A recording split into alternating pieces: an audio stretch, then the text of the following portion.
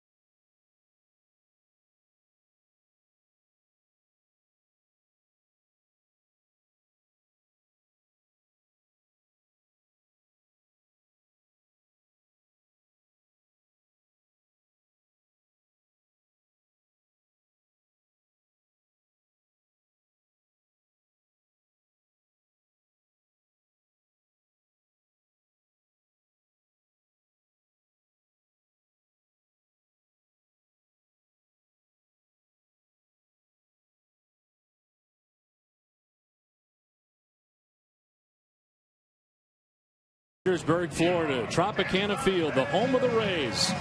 Now inside the Trop, where Game 3 of the American League Division Series ready to go. Series tied at 1. Well, one of the factors about playing in Tropicana Field are the rings here and the catwalks, and they're a factor in almost every game. They sure are. They always come into play. These are the rules of the rings at Tropicana Field. A batted ball that strikes either of the lower two catwalks in fair territory is a home run. A batted ball not judged a home run and remains on a catwalk, it's 2 bases, a ground rule double. A batted ball strikes the catwalk over foul territory, it's a dead ball. Also, a batted ball that's not judged a home run and strikes a catwalk, light or suspended object in fair territory shall be judged fair or foul in relationship to where it strikes the ground or is touched by a fielder. If caught by a fielder, the batter is out. They're really very simple. It happens a lot more than you would think, and there are an awful lot of things for the defenders to deal with in this ballpark. Well, the Rays have taken the field, so let's check out tonight's starting lineup for the Texas Rangers. It's brought to you by Autotrader.com. Ian Kinsler leads it off at second base with Elvis Andrus at shortstop batting second. Josh Hamilton is in left field. He bats third. Michael Young is the DH for the second straight game. He's in the cleanup spot. Adrian Beltre in his first year with the Rangers at third base. Mike Napoli in his first year does the catching, bats sixth. Nelson Cruz in right field bats out of the seventh spot. Mitch Moreland returns to first base for the second straight game, and Craig Gentry is the starting center fielder. He bats out of the number 9 spot for the Rangers. On the mound for the Tampa Bay Rays is David Price, mentioned during the regular season, under 500 individually. David Price, 34 starts, and if you discount who's doing this, putting up these numbers, it's not a bad season. Opponents hit just .230 against David Price. He worked over 200 innings and had a 200 strikeout season.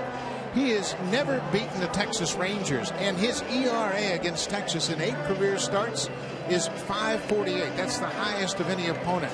David Price needs to come out tonight against a very good hitting ball club and establish his fastball.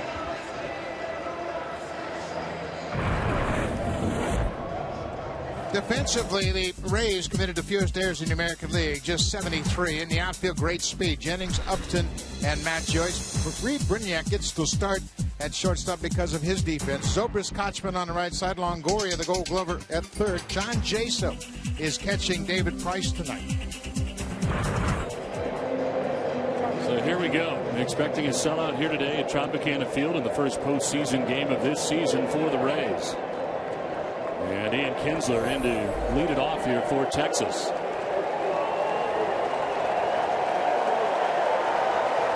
Two for 5 so far in the series for Kinsler.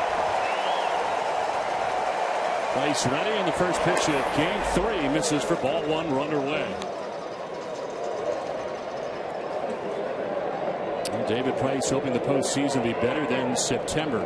As mentioned, 6 starts in the month of September, won none of them.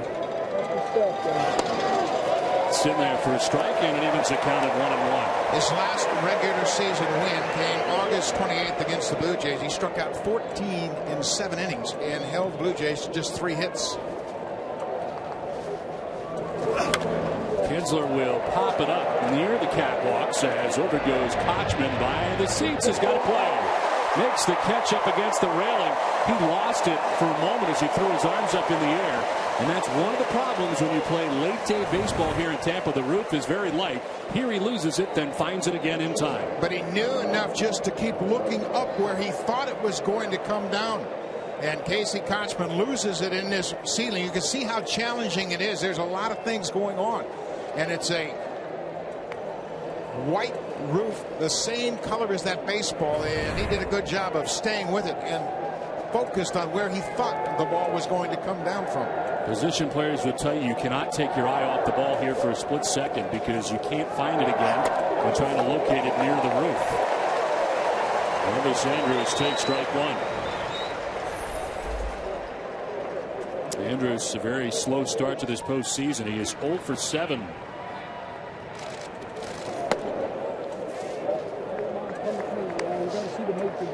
Andrus during the regular season a .279 hitter, everyday shortstop for the Texas Rangers. And a great season series here at the Trop this year. He hit .364 in the season series. That'll just miss. Going to home plate umpire Dale Scott, who was calling the balls and strikes today. Price has got just good enough fastball that he can continue to throw it. The Rangers know he's going to throw fastballs, but if he can keep it down in his zone and work both sides of the plate, he should be good. Andrews right back up the middle and underneath. Price into center field, a base hit. So Elvis Andrews with his first hit of the series at first base with one down. Fastball count, that's what Price gives Andrews, and it takes it right back over the mound into center. Andrews has hit well against Price throughout his career. He is now 8 for 20 against the Rays left-hander. So 1 out, 1 on. And Josh Hamilton, the batter. Hamilton a 3 for 7 start so far in the postseason for the first 2 games. In fact, he had the only 2 hits the Rangers put together in game 1. Matt Moore, of course, shut down the Rangers in game 1, the rookie. And what an ovation he got in the introductions here at Tropicana Field for the first time in his career.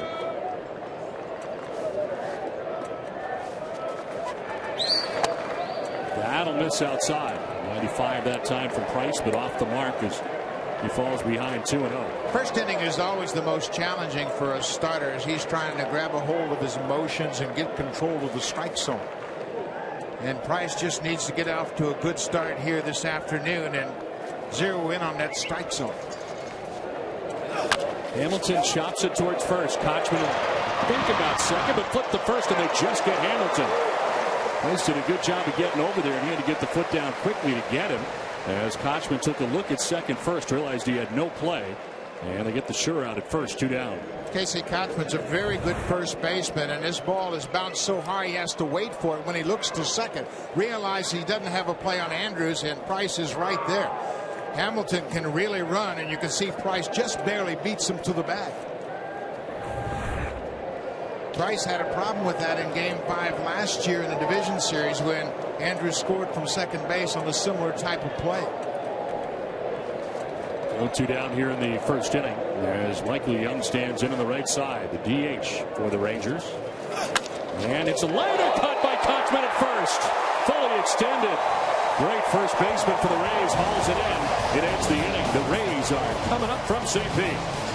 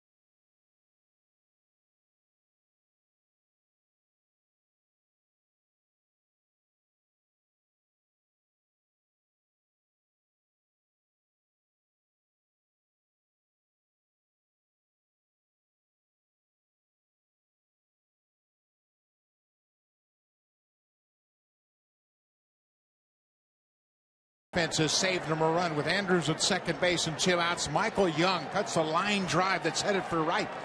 But Casey Kochman spears it to end the inning, and already the defense has saved David Price a run. Let's check out as Desmond Jennings will be leading it off here for the Rays.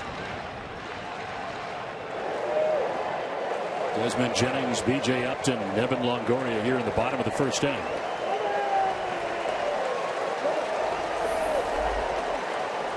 Jennings so far in the series 2 for 7.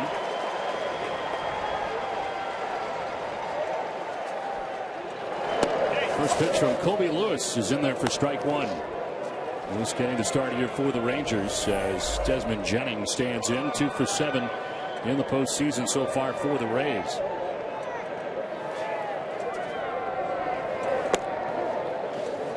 Did he go? They check. No, says Greg Gibson, first base umpire. And it's 1-1 now to Jennings. Jennings, who started the year at AAA, moved into the Tampa Bay leadoff spot on a regular basis starting in July. And actually in game 1 was not a leadoff spot. It's up into the season in September. He was 0 for his last 24. And has been in the leadoff spot each of the last 2 games for the Rays. Swing and a miss. The Rays started Jennings out in minor leagues, and they felt like it was better for him to get off to a good start than have him break camp and then have to send him back down if he got off to a bad start in the big leagues. They made another wise decision with a young player. Fouled off to the right now to play.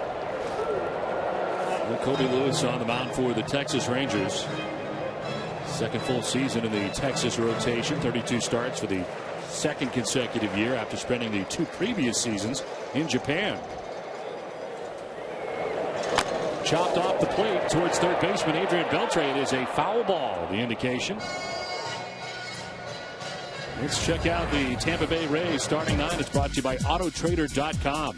Desmond Jennings, B.J. Upton, Evan Longoria at third base with Matt Joyce moving up from the 9th spot. He's in right. Damon the DH. Zobrist is at second base with Casey Kochman at first. Already made his presence felt. John Jaso does the catching, and Reed Brignac, first start of the series at shortstop. Sean Rodriguez starts the game on the bench for the Rays. And as Joe Madden told us before the game, wants to go with Reed Brignac's defense at shortstop. He's their best defensive shortstop. As Jennings takes a pitch in the dirt, it's a full count, 3-2. Jennings has a very good eye for a young player. It's something that he just picked up very early on in his career. He's got good judgment and he's got patience, and he likes to hit with 2 strikes. And this part of the lineup can do damage early against Lewis. Jennings fouling off another and continuing a lengthy at bat. Lewis had 196 strikeouts last year, 8th highest single season total in team history. To just 56 walks. 9th pitch of the at bat is fouled back to the screen. Home runs have been a major problem for him this season. 21 last season. However, this year allowed an American League leading 35 home runs. But the good news for Texas is the fact that 22 of those 35 home runs came at home. He's been a much better pitcher on the road. Ron Washington knows that's a tough ballpark, and Colby Lewis is a fly ball pitcher. On the ground is short. Andrews to his right, picks the good throws there in time. And Desmond Jennings retired, 1 down. Rangers defense has committed an error in each of the first 2 games of this series, and in the outfield, Craig Gentry is back in center field. He started in left field in game 1, and he didn't look comfortable to Ron Washington, so he's back in center. Andrews Kinsler up the middle. 2-time Gold Glover Adrian Beltre at third. Mitch Moreland, a very good defender at first, and Mike Napoli continues to work behind the plate for the Rangers. 1 down for B.J. Upton. He's had a good series so far in the first 2 games, 4 for 8. And after a regular season saw him hit .243 with 23 home runs. As Upton will take the strike. Upton has really gotten hot since they moved him into the 2-hole in the lineup. He's more patient, he's more selective, but most important, he's got Evan Longoria hitting behind him. It's a fly ball down the right field line. Nelson Cruz over into foul ground by the bullpen to make the catch for the second out. Let's send it down to Jamie Maggio. Tell us a little bit about the Rays. All right, guys. Well, this is the spot where Evan Longoria's blast made baseball history on Wednesday night. Race principal owner Stu Sternberg told me they actually lowered this wall in 2007 because he was inspired by highlights of Sandy Ambros's catch for the Brooklyn Dodgers in the 1955 World Series. Sternberg was hoping Carl Crawford could recreate that magic in left field, but it was magic with a bat, not a glove, that made this wall a piece of baseball history. Back up to you, Don. All right, Jamie, thanks much as Evan Longoria stands in and takes strike one. His first at bat at home since the incredible home run that propelled the Tampa Bay Rays to this postseason. What a night for Longoria last Wednesday at 2 home runs, including the game winner. He'll take the strike that time as he was jumping back out of the way, but it is 0-2. A lot of the regular season, other teams pitched around Evan Longoria. He's the guy you're not going to let beat you in this lineup, and his batting average at 244. But as Joe Madden points out, don't look at the average because it really wasn't the story of his season. No, it wasn't. He had an oblique injury early in the season, and that knocked him out of 26 games and really robbed him of his timing. Longoria creates an awful lot of torque in his swing. He's very quiet in the lower half, but really generates a lot of bat speed with his upper half, and that put a lot of pressure on that left oblique. He injured it just 2 games into the regular season. Well, he's 3 for 9 so far in the postseason. And a swing and a miss. A good start for Colby Lewis. The Rays are down in order. We played 1 in game 3. No score from the Trop.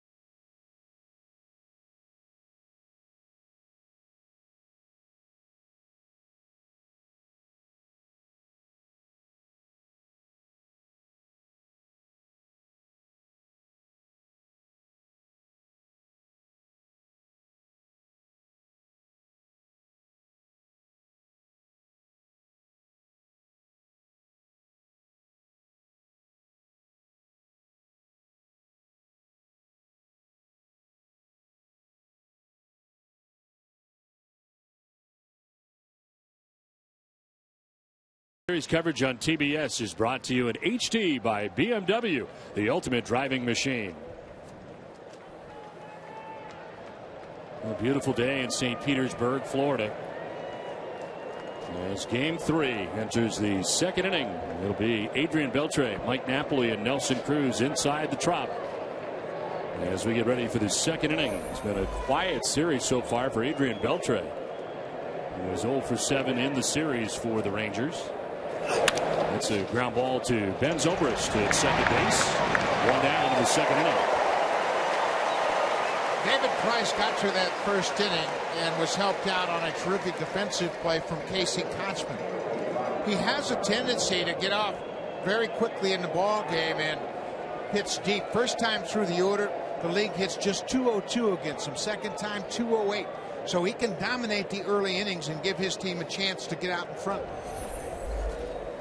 Mike Napoli bats with one out here in the second inning. He is 2 for 7 so far in the postseason. David Price was the opening day starter for the Rays this year. Just 12 and 13 during the regular season after he had set a Tampa Bay franchise record with 19 wins the year before. 34 starts, tied for a career high and tied for the American League lead this year. That's a strike over the outside corner. I think one thing you have to remember with David Price is that he's just learning his trade. He's just 26 years old and trying to really get his feet on the ground as a starter in the big leagues. That's another strike, same area.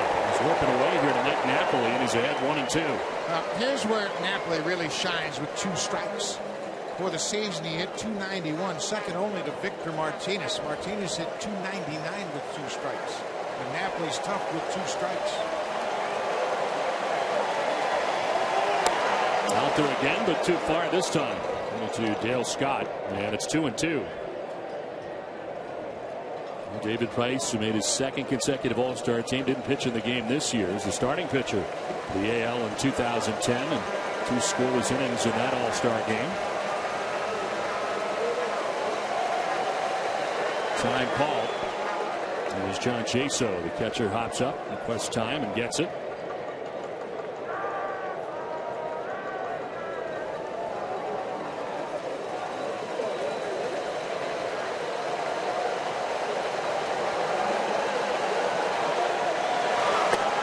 Comes in for the first time and misses. Set up pretty well. A fastball after a steady diet of pitches away. He was trying to catch that inside quarter and missed. Again, Napoli showing real good patience with 2 strikes. Line to center and into center for a base hit. Out of the reach of Ben Zobrist, who's cutting over from second base. It's a single for Napoli. Pretty good at bat there. 1 on, 1 out. For a slugger that hit 30 home runs, Napoli has a great 2-strike approach. He chokes up a bit on the bat handle and he can get to that pitch even though it's down and away in a good spot. Sometimes good hitters deliver on good pitches, and that's what Napoli did right there. So 1 out and 1 on in this Rangers second inning as Nelson Cruz stands in. A quiet series for him. He is 1 for 7 so far in the series. Also foul down the right field line out of play.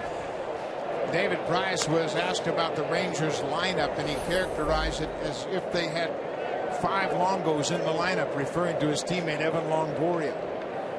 Pretty high praise, and the lineup is very deep.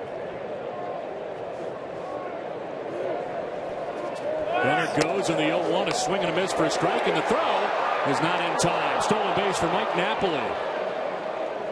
They're not used to catchers taking off, but Napoli does, and he takes second base on the theft. He had 5 steals in the regular season, and here this throw is just a little bit to the right field side of second. You can see Zobrist tried to swipe. Zobrist a little too far in front of the bag. If he stays on the bag, he might have a better shot at tagging out Napoli before he got to the base. That been a strike to Cruz, so it is 0-2 to Nelson Cruz. On the ground is short. Brignac's got it. Looks the runner back, then makes the throw for out number 2. Took a look as Napoli had to duck back to the bag. And then he throws out Cruz at first, 2 down.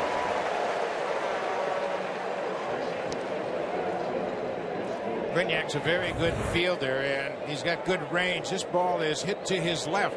He's thinking about the base runner Napoli and then realizes his safe bet is across the diamond. Napoli took a couple of steps toward third, but there really wasn't an opportunity to make a play on him.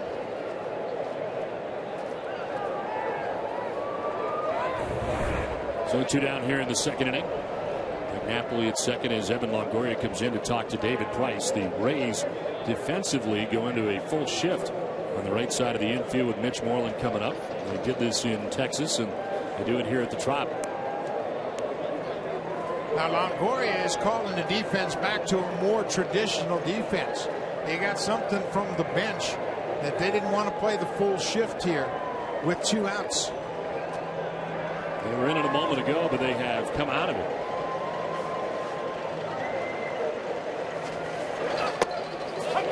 That's in there for strike 1 to Mitch Moreland. Did not start game 1, started game 2, and went 1 for 3.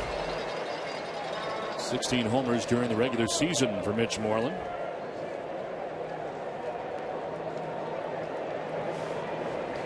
His troubles with lefties, hit .234 against them. And 15 of the 16 home runs he had came off right-handed pitchers. Marvin Hudson said he didn't offer. The breakdown for David Price. He dominates left-handers. He's got that power fastball down and away. Very difficult for left-handed hitters to hang in there and really make an attempt to get to that ball down and away. On the ground, shot to first. Kochman's got it. He'll tag the bag, and Price is out of another jam. The Rangers threaten but do not score. Scoreless after an inning and a half in game 3.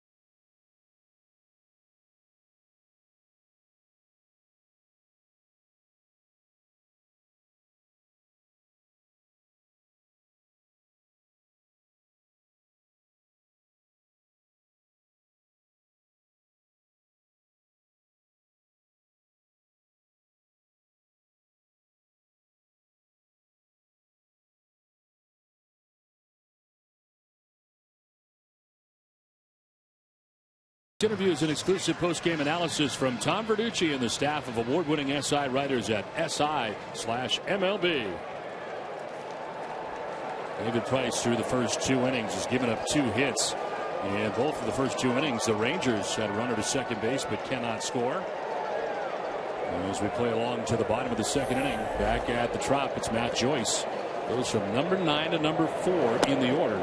And Joe Madden continues to tinker with his everyday lineup. Yeah, I mean, he likes the protection of Joyce behind Longoria, and Joyce got some big power. 19 home runs during the regular season. Joyce is a local guy, grew up in Tampa, went to high school at Armwood High School in Seffner, just on the east side of Tampa. in the air to right field, and Nelson Cruz coming in to put it away for the first out. One down here in the bottom of the second inning, as Colby Lewis has retired the first 4 Tampa Bay Rays he's faced in the contest. One down for Johnny Damon. Damon, the DH for the Tampa Bay Rays this season. 261 during the regular season. 16 home runs in the regular season. A home run in the postseason in Game 1. He was 3 for 9 so far in the first 2 games of the series. Chops it right side. Handled by Moreland. He'll need help. Lewis will cover. And it's just in time to get Damon. The bang play at first. But getting over was Lewis. Damon was there at the same time, but they get him 2 down. Johnny Damon plays the game the right way. He played that way in high school, and he's playing that way tonight. 37 years old, and he's always given it everything. He never takes anything for granted, even on this tapper to the first baseman. And you can see Lewis understands that Damon's going to make it close, and Lewis beats him by just a half a step.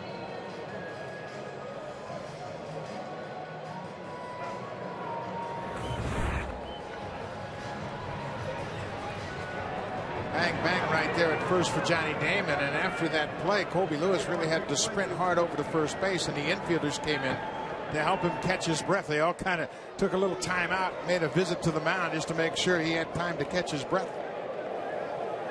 2 down for Ben Zobrist, the second baseman for the Rays. He takes strike 1 from Colby Lewis. Zobrist 2 for 9 so far in the series. In a career high 156 games this year. He was all over the place last year. 6 different positions for the Rays: center field, right field, short, third base, second and first base.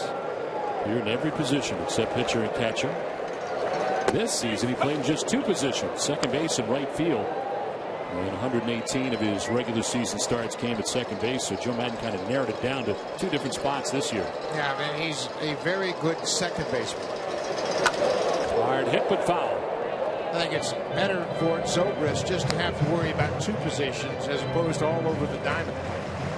And because of that, I think he's been a much more consistent hitter this year. At 46 doubles and drove in 91. Tied him for the second highest single season total in team history with the doubles.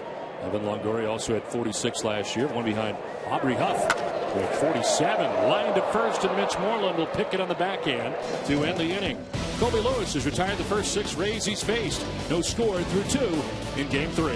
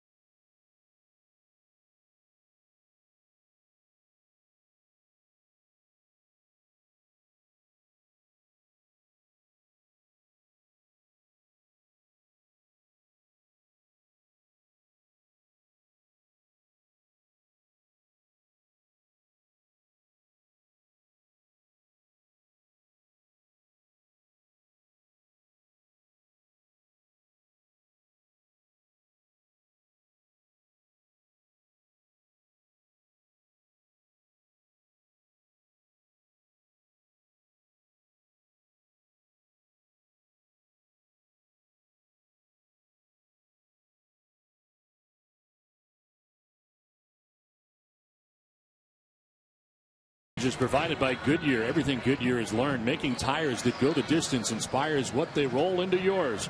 Goodyear, more driven. Beautiful day in St. Petersburg, Florida, as the Rays and Rangers play Game 3 of this American League Division Series. Spectacular area down here in St. Petersburg. And inside the Trop that is at capacity for Game 3. Last year when these two teams met, the Rays hosted games 1 and 2 and 5 as it turned out in that series. Craig Gentry leads it off here for the Rangers in the top of the third inning. He came into the game in left field, looked a little bit uncomfortable in Game 2 of the series, and as a result he gets a start here in center field, and they move Hamilton to left, and as Ron Washington told us, more of a comfort thing than anything else. No reason to put him in left field where he's not comfortable, especially with the importance of these games. Yeah, Washington talked to his coaching staff and said, listen, if we're going to use Gentry, let's make him as comfortable as possible, and that means putting him back in center field. In there for strike 2, 1 and 2. Gentry with a word for Dale Scott in behind the plate.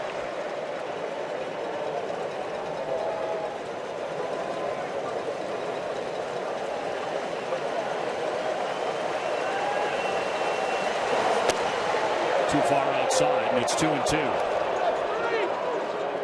Price developed that cut fastball middle of the season. It's been a pretty good pitch for him, but at times, especially in September, he may have used it too much. On the ground left side, deep in the hole is Brignac. Off balance throw is going to be late. Too much speed for Craig Gentry. Reed Brignac had to go deep in the hole, and Gentry beats it out for the infield hit. Gentry can really run, and when Brignac had to go so far to his right into 5-6, so it couldn't get enough on the throw to throw him out. That's one of the real assets of Gentry. He can fly. He's the fastest guy on the Texas Rangers, and that says a lot with Josh Hamilton on the team. So lead runner on for the first time for Texas here in the third inning. And as Ian Kinsler is now, Price will go second time through this Rangers order. Kinsler had fouled out to Casey Kochman, first baseman in the first inning. Price isn't great at shutting down the running game. Base stealers were 20 for 25 with Price on the mound. Kind of deliberate in his move to first. Gentry during the regular season 19 for 19 in stolen base attempts. So he gains a big lead at first. There he goes, and he guessed wrong. They convert and throw him out. Caught trying to steal. He tried to go on first move and guessed wrong. Mentioned 19 for 19 during the regular season. Not so much here in the postseason. Now that's the first move by Gentry, and unfortunately the first move was to first. Just a very deliberate move by Price. Gentry was guessing with David Price, and he guessed wrong. Now watch Price on this move. Nothing special about the move at all, but watch this. After the pickoff, he looks back into the dugout and acknowledges the dugout because they called for the throw over. There it is right there. All those base running defenses come from the dugout. And Kinsler takes strike 1, and it evens a count of 1-1. It started as a promising inning for Texas. Leadoff infield hit for Gentry. He is retired. Base is empty now as Kinsler waits on a 1-1. Just outside. Jaso hung it there for a little longer for Dale Scott to get a good long look. Dave Martinez and Joe Madden, quite a tandem. Martinez calls all the defensive plays. Fly ball sent towards deep center field. B.J. Upton back onto the track to make the catch. Deepest part of the yard here at Tropicana Field, back to the 404 marker, but B.J. Upton's back there to haul it in as Kinsler gives it a ride. He's out number 2 of the inning. Already in this game, the Rays defense has had an impact. They saved him a run in the first inning by the play at first by Kochman, and then the team defense with the bench calling for the throw over. Got Gentry too anxious at first. So 2 down, base is empty for Elvis Andrus. Jumps back out of the way, ball 1. Andrus Price with a single in the first inning, his first hit of the postseason. Just 1 for 8 so far.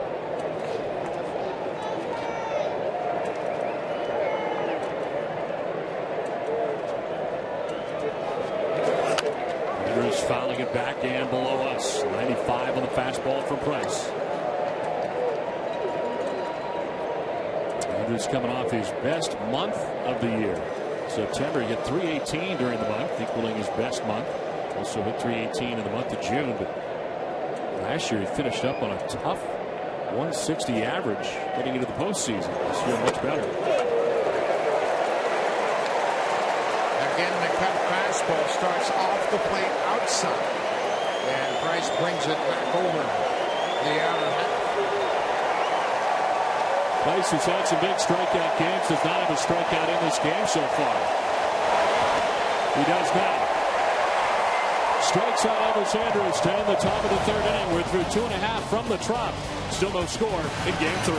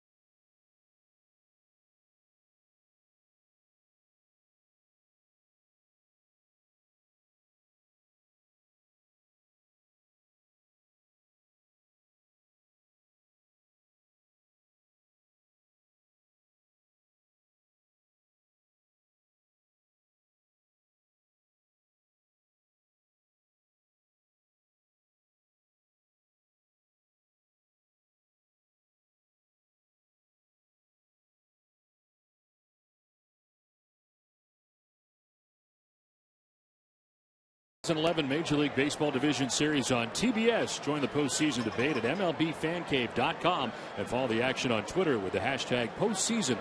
Legends are born in October. Great vantage points here at Tropicana Field. The Ray tank out in right center field. As the fans have a chance to actually touch the Rays. Rays coming to bat here in the bottom of the third inning. Casey Kochman leads it off. We're going to take strike 1. Casey Kochman's another hometown guy. Grew up in St. Petersburg, went to Seminole High School.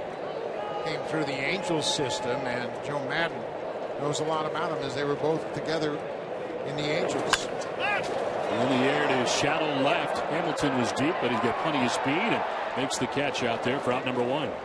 Kochman, a left-handed hitter, just fly it out. Talking about some of the Rays lefties, here's Jamie Maggio. Thanks, Don. Well, Rays hitting coach Derek Shelton shared with me that since they're facing a righty starter for the first time in the series, the Rays played a simulated game here yesterday to give lefty hitters like John Jaso and Reed Brignac the opportunity to find their time and get back up to game speed. Shelton also told me he's pleased with how his team hasn't given away at-bats strikes in the first 2 games of the series. Today, even if a hitter goes down, he wants to make sure Colby Lewis is working for everything he gets. Colby Lewis has been tough on the Rays. They've just hit .234, and Derek Shelton knows that the Rays hitters, especially the left-handers, can't chase against Lewis. He's got good depth on his breaking ball, and he'll get you to chase down and in. John Jaso, the batter, as he takes a pitch inside. Jaso does the catching here in game 3. 0 for 2 so far in the series. Came off the bench in game 2. Kelly Shopping starting the first 2 games of the series. That'll miss, and it's 2-1. Left-handers hit .274 during the regular season against Colby Lewis, but you've got to be selective. You've got to force him into the strike zone.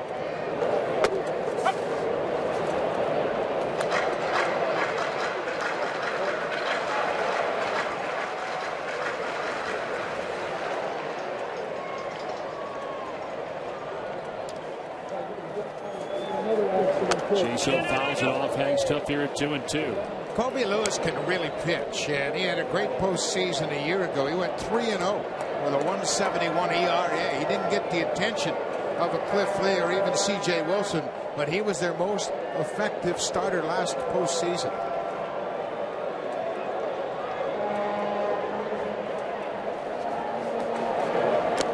Swinging a foul off the glove of Napoli, and staying alive is Jaso. Lewis went to Japan, played 2 seasons for Hiroshima in 2008 and 2009, and he knew he was going to get a regular start every 5 days, and that really improved his fastball and his fastball command.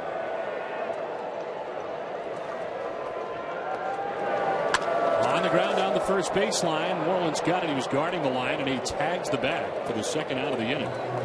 As Jaso places it well down that first baseline, but Moreland is there, 2 down. 2 away, and Reed Brignac's coming up. Brignac, very good defensive shortstop for the Rays. During the regular season, the average was not spectacular. His defense was very good, but it's a 193 average during the season. It was the 6th lowest average in the majors. Hitters with a minimum of 250 plate appearances. That starts the first 2 games of the series.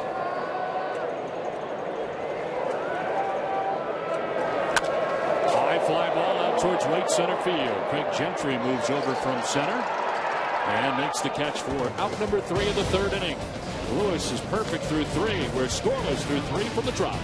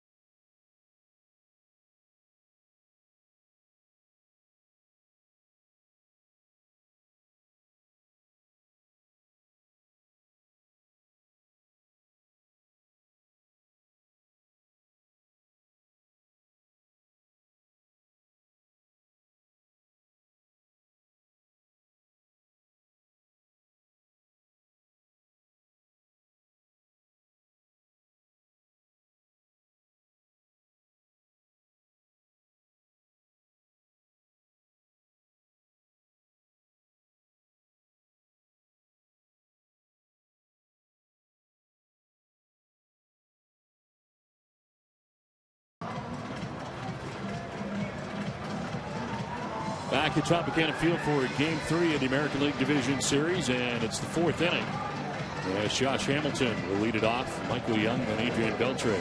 3, 4, and 5 for the Rangers anticipated in the inning. And a look at Josh Hamilton's career against David Price. I guess trying to stay away from that middle end as best you can if you're David Price. Hamilton's a very good fastball hitter, but he's good inner half, and that's why Price has been very successful when he keeps the ball away from Hamilton. We do go into a shift here on Hamilton on the right side of the infield.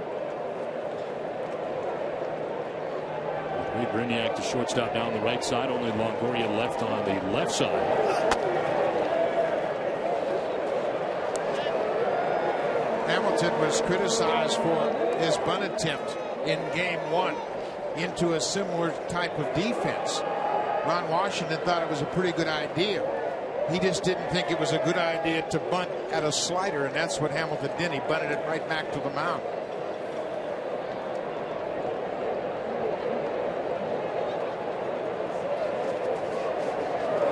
Hamilton with a shift on to the shortstop. Brignac, who fires to first, 40 out. Worked out that time defensively for the Rays. 1 down.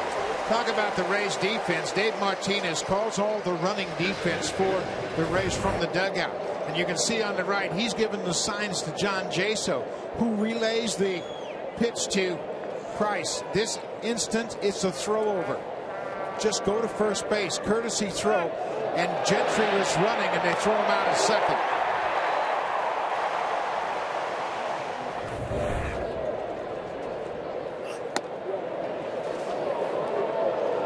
David Price on the mound, acknowledging the efforts of his coaching staff in the dugout.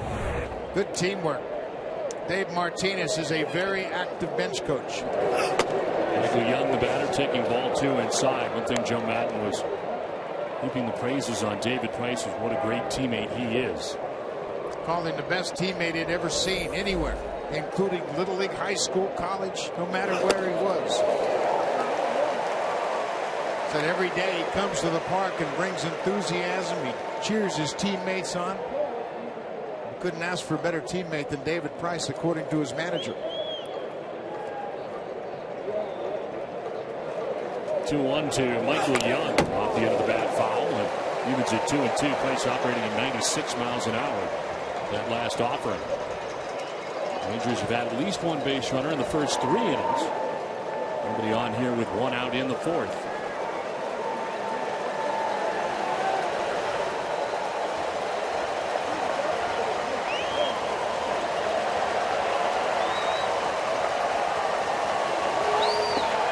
Ball 3, full count. And last year, David Price 0-2 in last season's ALDS, dropping both games he started to Cliff Lee. Walker batter in his 2 starts, struck out 14, but allowed 8 runs in 12 2/3 innings in those 2 starts. In the air foul, and we'll do it again. Both Cliff Lee and David Price were great in those 2 games. Neither one of them walked a batter. Cliff Lee had 21 strikeouts, and Price had 14. So the team record with 14 strikeouts against Toronto earlier this season in August. And 6 games of 10 or more Ks. Only 1 strikeout for him so far in 3 1/3 innings in this one. As we talked about off the top, there's some tough numbers against Texas. And some concern by the Rays just because of the way David Price finished the year in September. Yeah, he didn't win a game in the month of September in 6 starts, but he was ahead of the Rangers when he left his last start. To third base, deep third. Longoria plants and throws and gets it there in time. 2 down.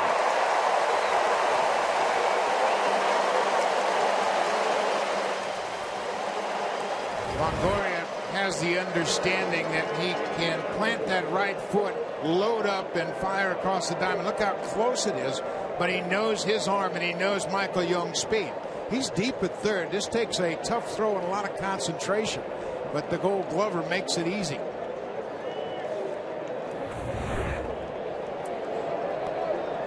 Here is Adrian Beltre, one of the biggest additions to this Rangers team this season, along with Mike Napoli. Signed a 6-year deal in the offseason after spending just 1 year in Boston.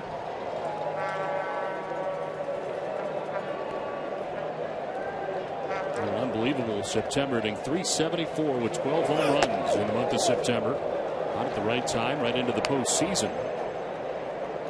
There's 12 home runs in his last 16 games to wrap up the month.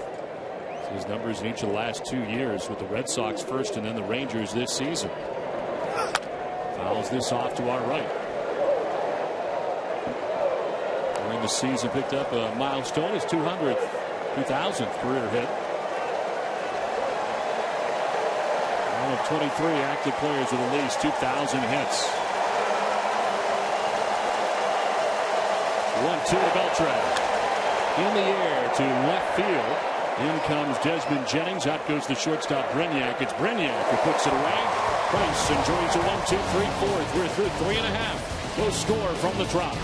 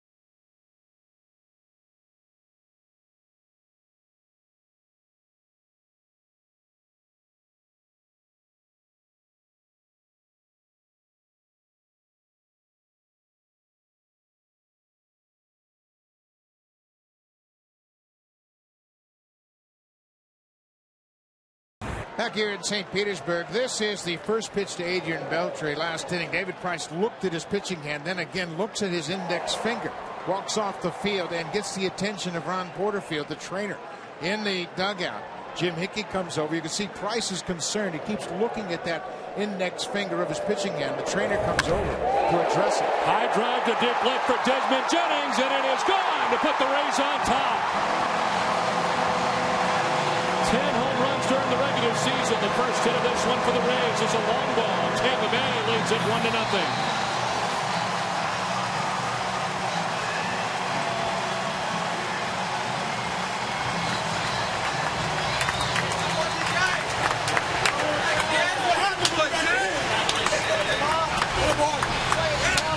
Desmond Jennings hit 10 home runs in the regular season. He's got a lot of pop, and there was no doubt in his mind when he connected off Colby Lewis. Remember, the home run was a problem for Lewis all season long.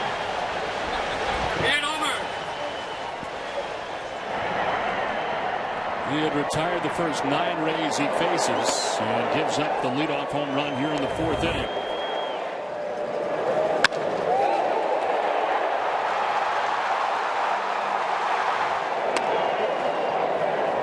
B.J. Upton taking the strike.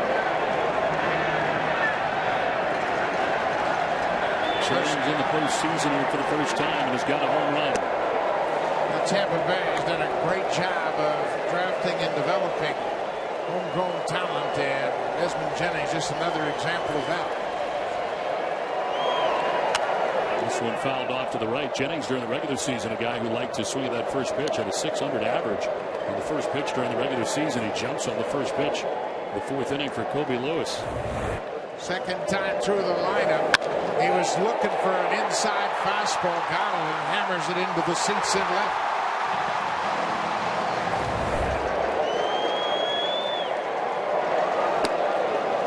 Outside. B.J. Upton getting a second look at Kobe Lewis. Fouled out down the right field line, first time up.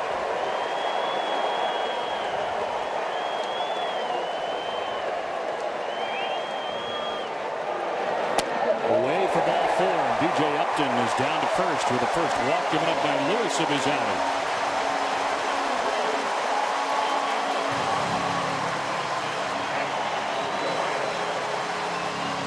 Time for the best in game, brought to you by the Audi A8. Evan Longoria, AL home run leader since 2008, 113 home runs since 08.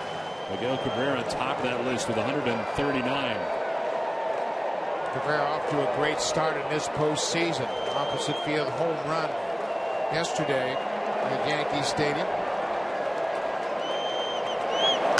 Longoria hits a fly ball down the right field line, headed for foul ground. Cruz coming over, but it'll land harmlessly down by the pen, just too far away. Mitch Moreland was coming hard from first base too. He ended up being closer than Nelson Cruz did in right field. And of course, the bullpens here very different from Texas. They are exposed here and can be obstacles at times. Moreland knew the outfield defense was playing Longoria to pull, that he had the best chance, but it's just too far down the right field line to allow Moreland to get to it. So another chance for Evan Longoria. First to check at first, and B.J. Upton dives back.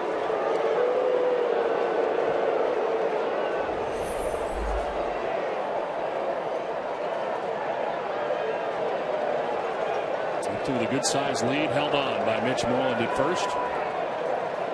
He takes off. Longoria with a swing and a miss. The throw is not going to be in time. A stolen base for B.J. Upton.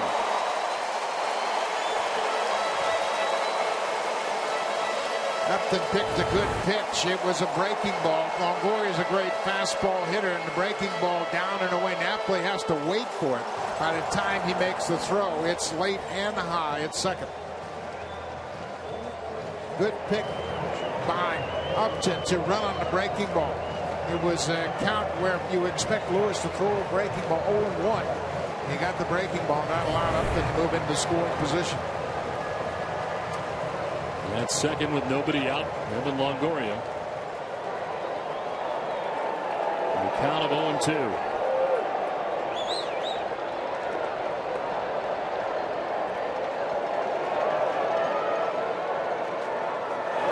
Swing and a miss, and Longoria strikes out for the second time. Lewis has got him both times swinging. There's one out here in the fourth inning. Longoria is now 0 for 7 against Kobe Lewis. This looks like a high slider, and it got quite a bit of the plate. Longoria just couldn't connect. Great pitch strikeout for Lewis. A big out for Kobe Lewis. Here's Matt Joyce, fly out to right field in the second inning. 2 for 9 now in the series.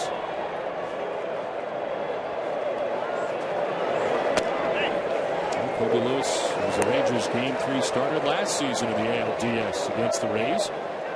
Picked up a no decision, 5 scoreless innings in a game the Rangers would go on to lose 6-3. Started 3 other postseason games last year, winning all 3 of them. 2 in the ALCS and 1 in the World Series. The lead pitcher in the series clinching Game 6 of the ALCS against the Yankees. 8 innings of 3-hit 1-run ball to send Texas to their first ever World Series. And here he is in Game 3 in 2011.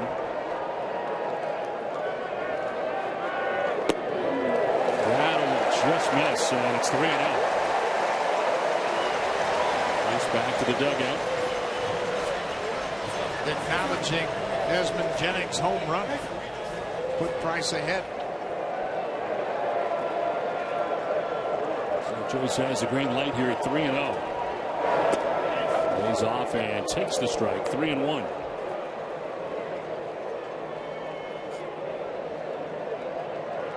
Mentioned Joyce from this area, said it's a big day for the entire state with the Bucks playing and the Rays playing. Lots going on. Same spot for another strike. Full count.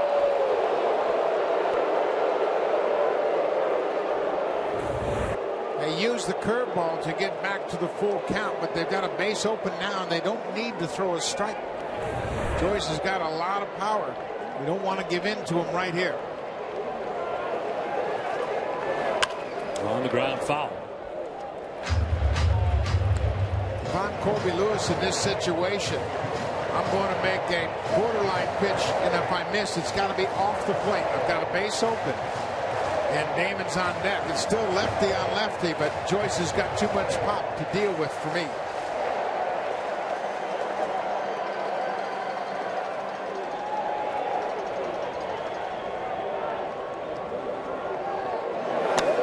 Joyce will strike out looking. He gets the bad news from Dale Scott. Thought he had ball 4, but Scott rings him up. Back-to-back strikeouts for Colby Lewis, and there's 2 down. See, they're trying to go away. He misses all the way across. Looked like a changeup, and Joyce thought it was down. Might have been in. It looked like it was high enough, and Dale Scott rings him up.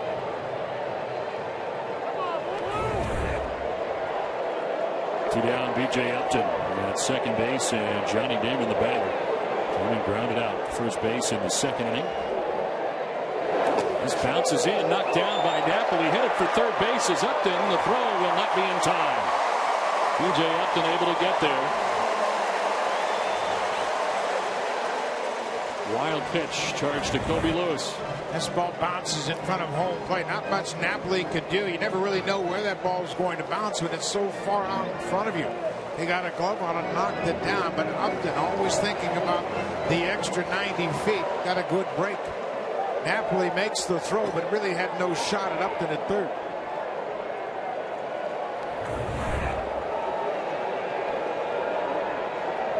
Rays have a runner 90 feet away, and B.J. Upton with 2 outs. Damon has that pitch crowd him, and it's 2-0.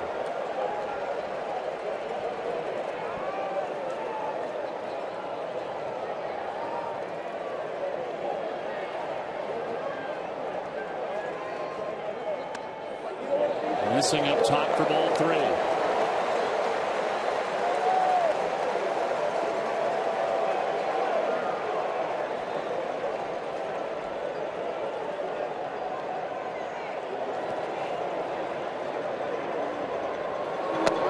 Damon taking all the way, takes strike 1.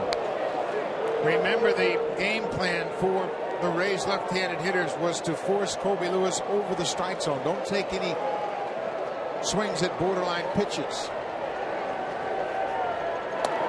That's another strike as Lewis battles back. Second straight batter has gone full 2 here, 3-2.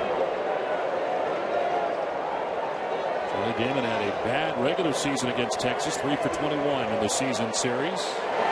Swing and a miss here, and Lewis strikes him out to end the inning. 3 straight strikeouts. But Desmond Jennings has homered for the Tampa Bay Rays. It is the Rays who strike first. Tampa Bay on top, 1-0.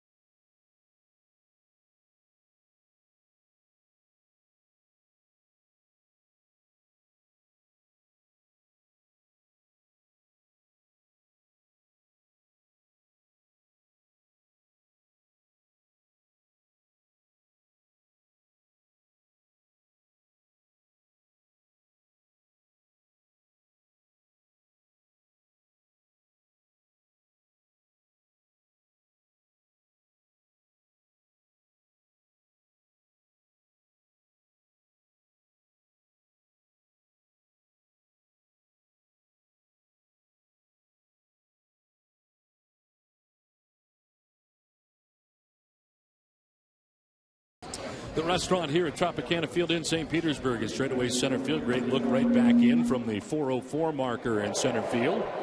Can't see it from inside, but from outside, a great look inside here at Tropicana Field as play along to the 5th inning. The Rays have taken a 1-0 advantage here in St. Pete. Thanks to a solo leadoff home run by Desmond Jennings in the 4th inning. It's Mike Napoli leads it off here for Texas in the 5th. Napoli who takes strike one, single in the 2nd inning. And looking back over the course of the year for David Price, this 5th inning was his problem inning. 18 earned runs in the 5th inning, a 5.23 ERA. 5 home runs in the 5th inning, and here he is in the 5th, having retired his last 5 Texas Rangers in a row.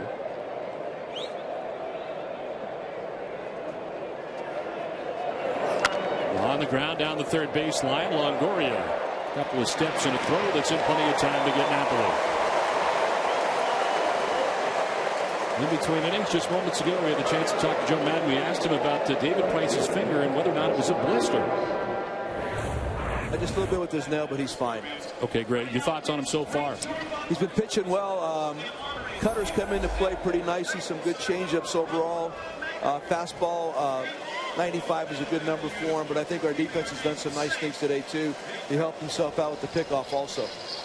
Desmond Jennings started out in the minor leagues. You guys have a great feel for when to promote minor leaguers. Tell us why you decided Jennings was ready when you did. Well, you know, the last 2 years ago, he had a kind of a tough year, and this year was doing pretty well. Actually was hitting for more power in the minor leagues like you saw right there.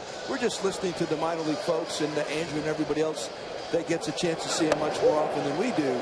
So you talk about him all the time, and then finally somebody thinks that he's right, and then all of a sudden he's up here at the Trop. Thanks very much, Joe. Pleasure, guys. Well, Joe Madden cleared that up for us. No blister. It is a nail problem as this one is hit to right field, and Matt Joyce has it sized up. Nelson Cruz is out number 2 of the 5th inning. Mentioned the Desmond Jennings promotion and the home run, the only run in this ball game. Tampa Bay has now out-homered the Rangers 6-1.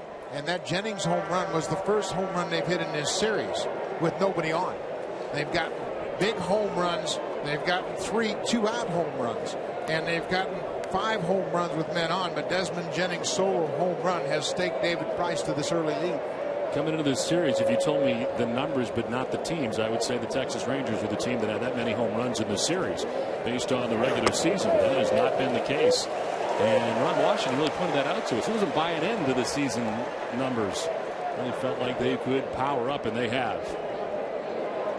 Tampa Bay has now hit 18 home runs in their last 8 games. It helps when your big guy gets hot. Evan Longoria got hot at the end of the year. 2 down here in the 5th inning. 7 in a row retired by Price. Mitch Moreland is 0 for 1 in the game. He grounded out in the 2nd inning. 95 from Price and Bynum ahead 0-2.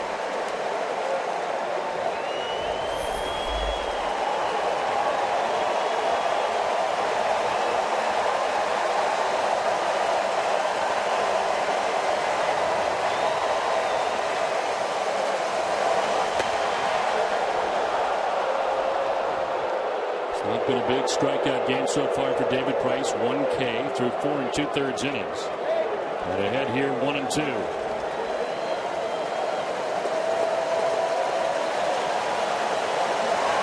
Swing and a miss. Strikes out Moreland in the top of the 5th. Second strikeout for Price. Halfway through this one, Tampa Bay on top 1-0.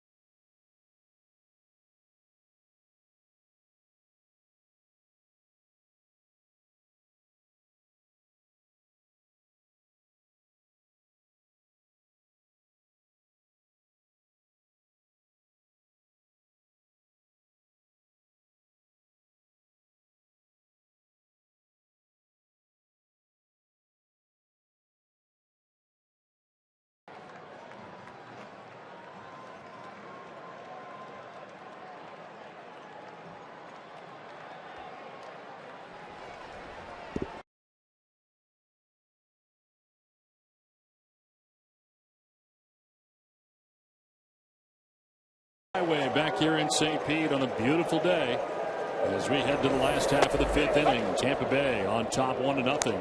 They come to bat here in the 5th. Ben Zobrist, Casey Kochman, and John Jaso.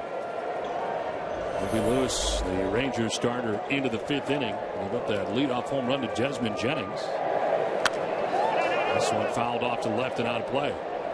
Kobe Lewis has much better command in this game than he did last time he faced Tampa Bay. He had 5 walks in Game 3 a year ago in 5 innings. He held them to just 2 hits, similar to what he's done here this afternoon, but he didn't have the good command like he's got working for him today. Chopped right side, and Ian Kinsler plays it on the second hop and throws out Zobrist. The first out of the 5th. This copyrighted telecast is presented by authority of the Office of the Commissioner of Baseball. May not be reproduced or retransmitted in any form. The accounts and descriptions of this game may not be disseminated without express written consent.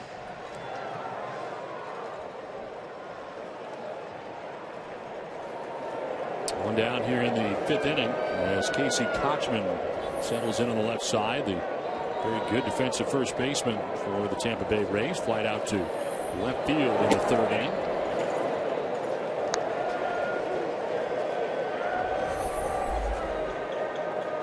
One for 9 so far in the series. Down the first baseline and foul. Kobe Lewis has retired 4 Rays in a row.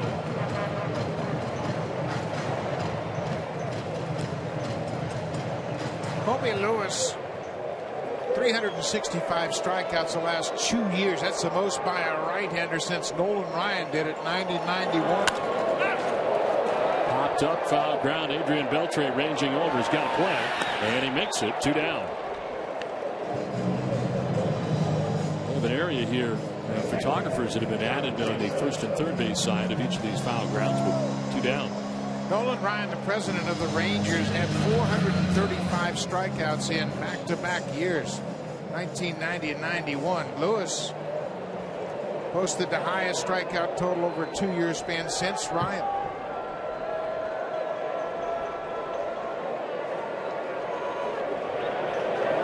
John Jaso takes the breaking ball away for ball 1.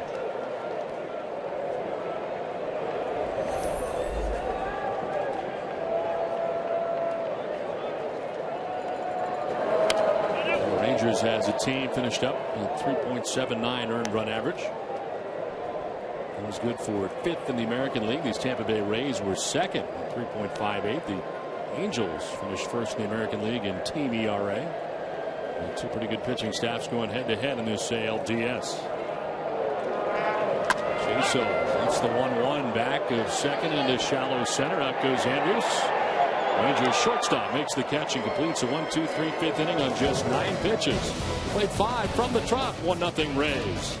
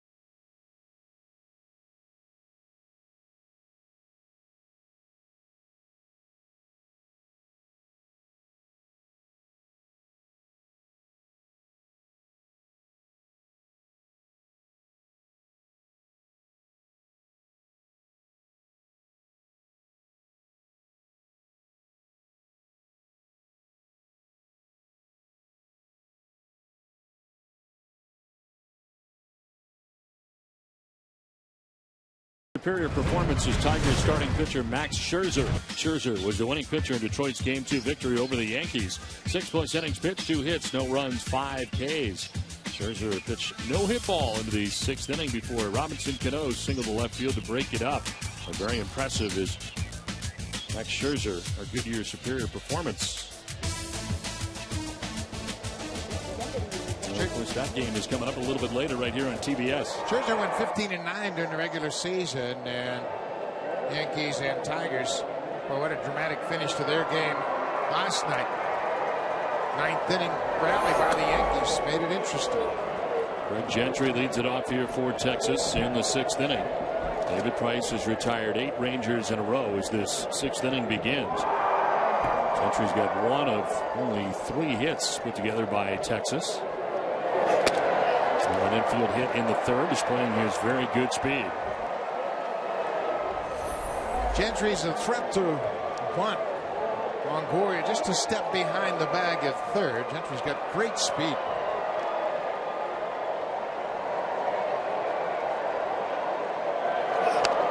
One fouled off back in below us.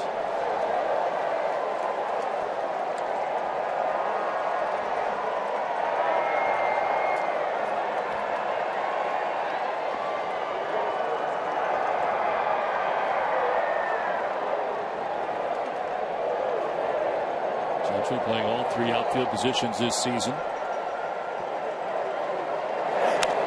Lifts it in the air down the right field line and foul. That'll get into the seats. 2-2.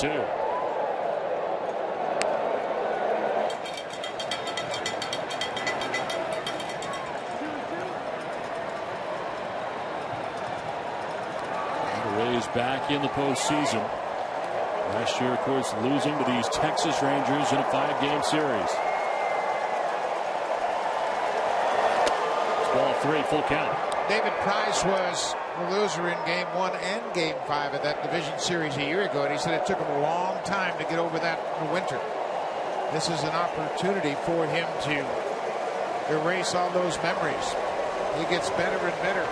202 first time, 208 second time through the lineup. That's high, ball 4 and a leadoff walk. First walk given up by David Price.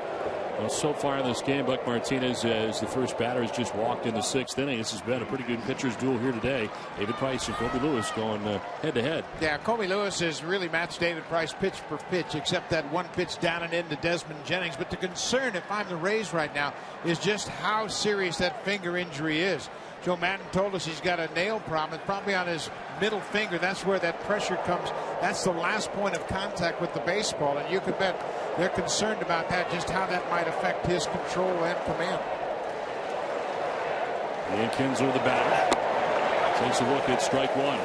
They were working on it again in between innings. As Joe Madden explained to us, it is a nail rather than a blister situation, but still it's a problem, and they go to work on it.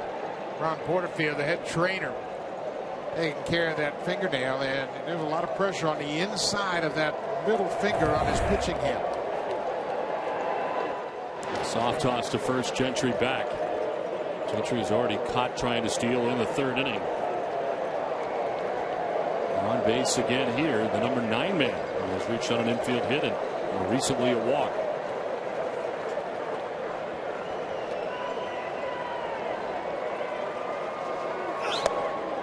That'll just miss. Jaso leaves it there for an extra second.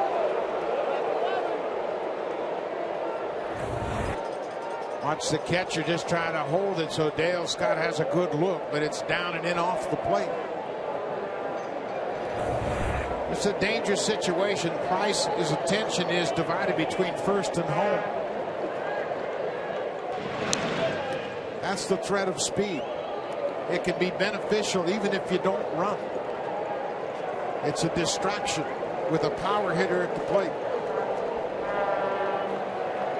Kinsler hitting one to the warning track, but was retired in the 3rd inning. B.J. Upton, the center fielder, made the grab back by the 404 marker. The toss to first, and Gentry back to the bag.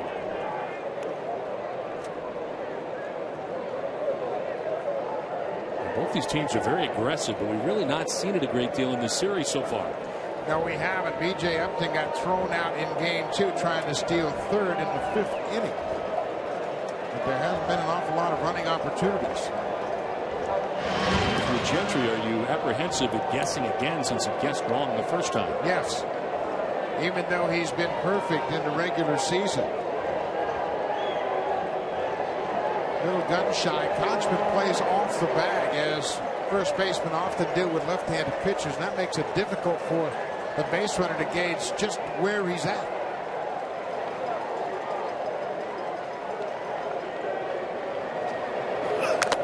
Will foul it off, gets a piece of Jason. And the ball at 2 strikes, may have gotten more with a piece of Dale Scott.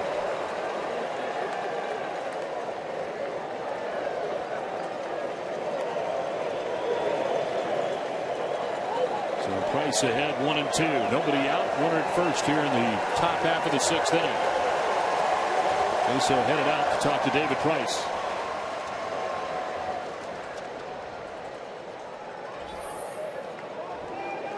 The breakdown so far, pitches per inning for David Price. Having to work the hardest in this game in the 4th inning, and that was a 1-2-3 inning. Rangers have left 2 men on base through the first 5 innings. With the lead runner on for the 2nd time in the game, and Craig Gentry at first base.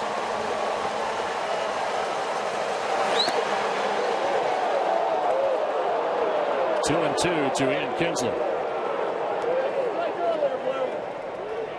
Joe Maddon not really sure why that wasn't a strike. He's given a long look to Dale Scott. Of course, in these situations, everything is crucial. It's a 1-run game now. Kinsler's seen a lot of pitches. That's a strike, and it's strike 3. Now Kinsler doesn't like the call. Says some stuff to Dale Scott. And he's strikeout number 3 for Price, and the first out of the 6th inning. They went there on the previous pitch and didn't get the call. They come right back to the same spot. This one caught the inside corner. Kinsler didn't think so. Immediately turns around. He had a good look at that pitch and felt it was off the plate inside.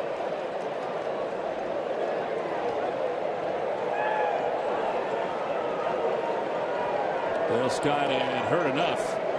Very close there as Kinsler departs as he is out number 1 of the 6th inning. Still peeved. Elvis Andrus 1 for 2. Single when the first, struck out swinging in the 3rd. As he takes strike 1. I think now you might free up Gentry at first just to create some movement on the infield with Andrus. Andrus makes pretty good contact against David Price. He's 8 for 21 against the big left-hander. Just start to run and create some movement.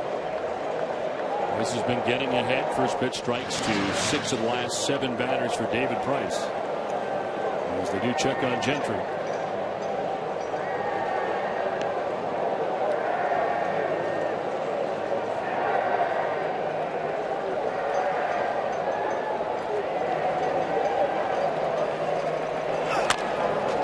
Up over the mound towards second softly. Zobrist at bobble, can't field it cleanly, and Andrus is on.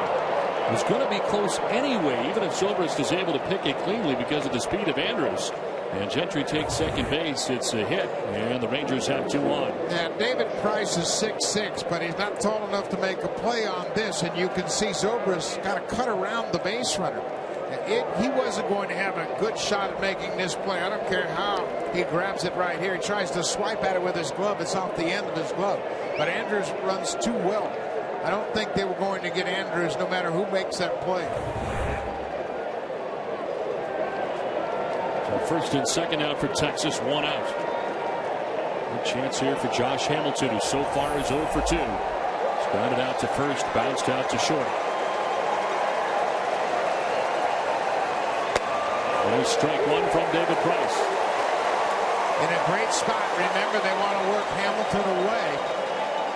That's exactly what Price did with that great fastball.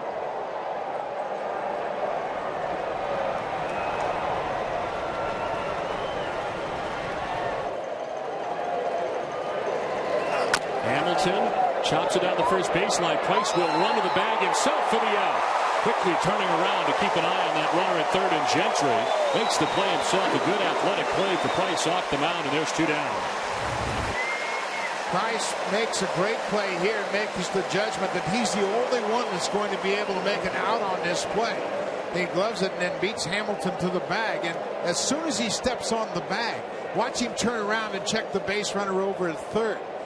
In Game 5 a year ago, Texas scored 2 on balls hit on the infield. Price wasn't going to let it happen again. So a big out for David Price. 2 in scoring position now for Texas with 2 down. And Michael Young coming up. That's getting easier here for David Price in this very balanced Texas Rangers lineup. All Young did was hit .338 during the regular season, but not good numbers against David Price.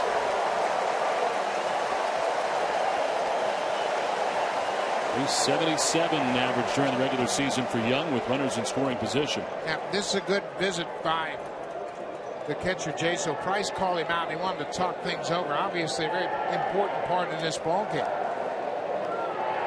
We mentioned Michael Young, the most at bats with runners in scoring position in the American League. Hit .377 this year with runners in scoring position.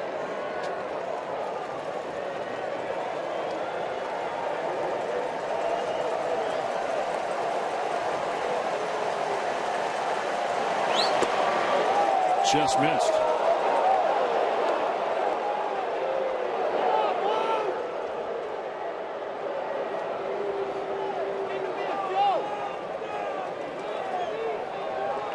Center fielder B.J. Upton a step or 2 towards right center for Michael Young to go the other way.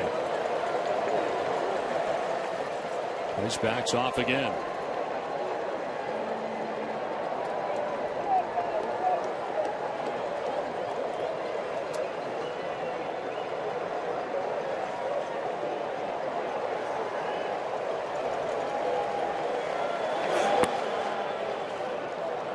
Two 2-0.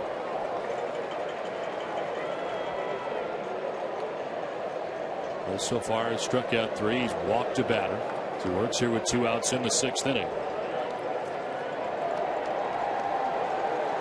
First time in the game, the Rangers have had a base runner reach third. Craig Gentry is there now. Elvis Andrus at second base and 2 down. Time called again.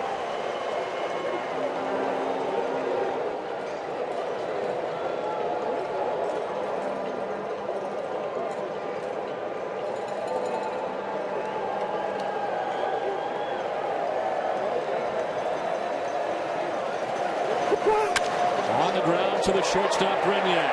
His throw is there. Price is out of the jam as Kochman holds on to the baseball down the inning. Rangers lead 2 in scoring position. Tampa Bay is a 1-0 lead.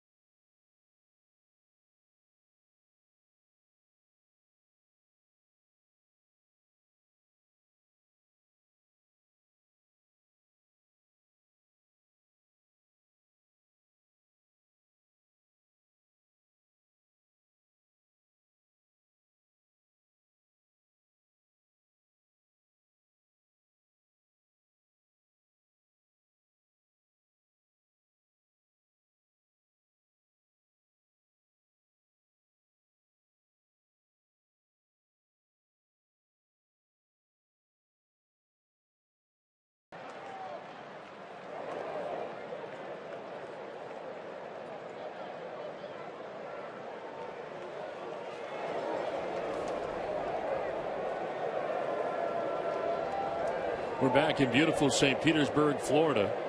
As we play on to the bottom of the 6th inning, David Price through the first 6 just getting out of a jam. Rangers leaving 2 in scoring position as Reed Brignac leads it off here for the Rays. Brignac, Jennings, and Upton 9-1-2 for Tampa Bay here in the 6th inning. Brignac flying out to center field in the 3rd inning. Struggled badly during the regular season of 193. Never got above 200 after May the 7th. Very good defensively. All 76 of his starts during the regular season at shortstop.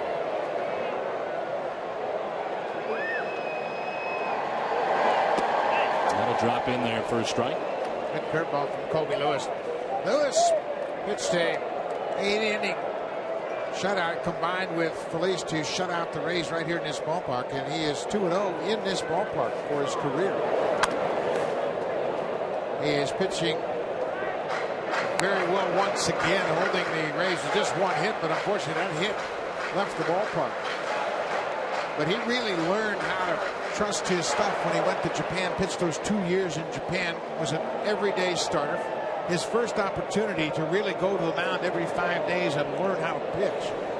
And then he returned, and he's been a very consistent pitcher for Texas ever since.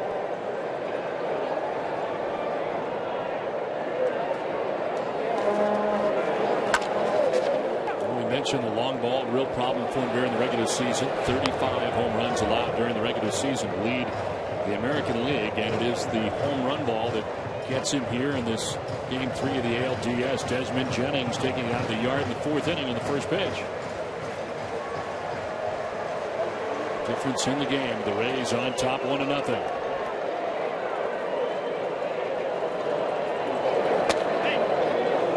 2-2 to Brignac.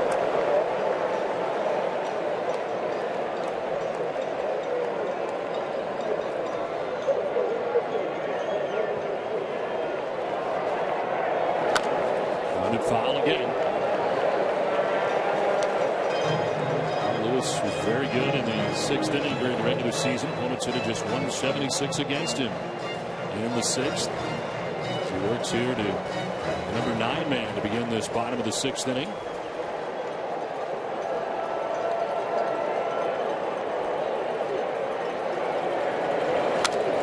Sliced foul. The at-bat continues.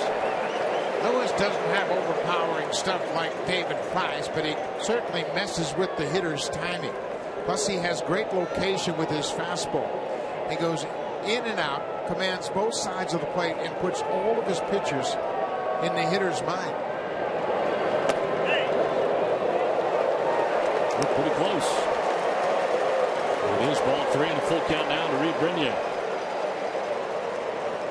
Lewis ended up striking out the side after giving up a home run in the 4th. He's got 4 Ks. There's the second walk he's given up. This one's to lead off the 6th, the number 9 man.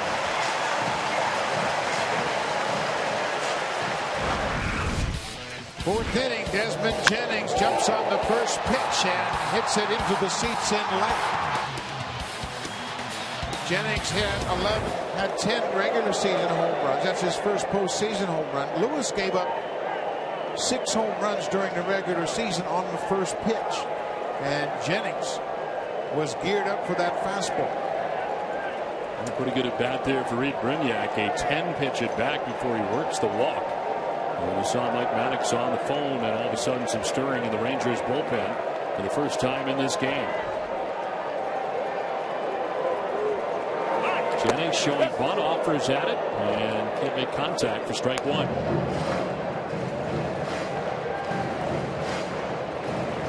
Even though Jennings hit a home run his last time up, right here Joe Maddon's looking for some insurance. Tom Foley giving the signs to Brignac and also to the batter Jennings. They can play hit and run now as well.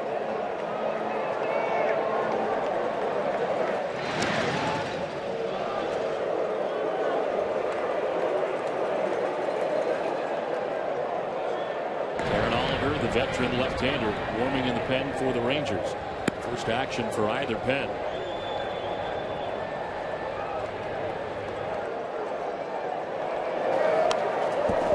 Jennings unable to get the bunt down. He fouls this one off and is down 0-2. Yeah, he bunted at it like he was bunting for a base hit. And just kind of jammed at it, poked it back to the screen. If you're going to bunt in this situation, just trying to advance the runner square around and push it to the first baseman.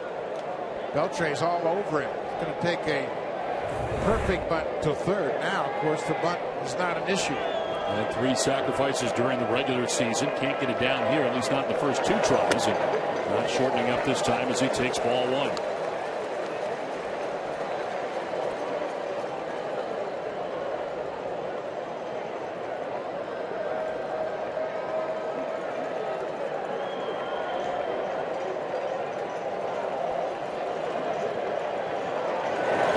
Outside, and Napoli having to gather that on a hop. 2-2. Going for a breaking ball down and away. The only place it's going to beat you is to the right, and Napoli anticipates it very well. The pitch that's really going to create problems for a catcher is that one in the dirt to the right, so you just cheat to your right. We talked a lot about Napoli and his improved defense over the last year in Texas. Going more for his bat than his defense in the past, but his defense has really been very good for the Rangers in his first year here in Texas. You don't think the Angels would have loved to have his bat in their lineup this year? Absolutely. As the Angels end up out of the postseason, they ended up 10 games back of the Rangers by year's end.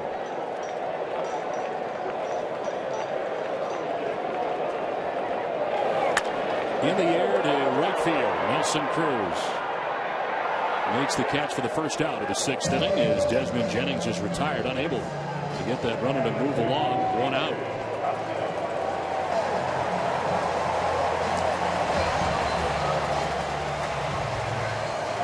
Over the line for Kobe Lewis. 85 pitches deep into his outing. Just the 1 run, the home run by Desmond Jennings, the only blemish that came in the 4th inning. And B.J. Upton, who was fouled out to the right fielder and walked in the game. Upton is a very good first pitch hitter. He hit 9 home runs on the first pitch this season. That led the American League.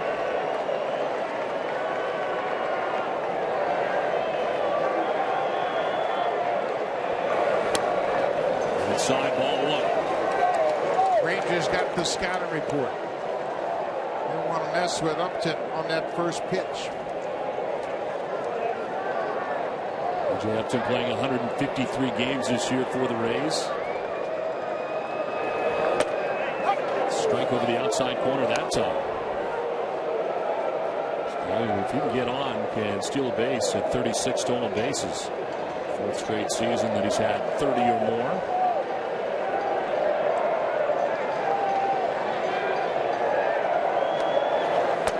Too far outside, ball 2.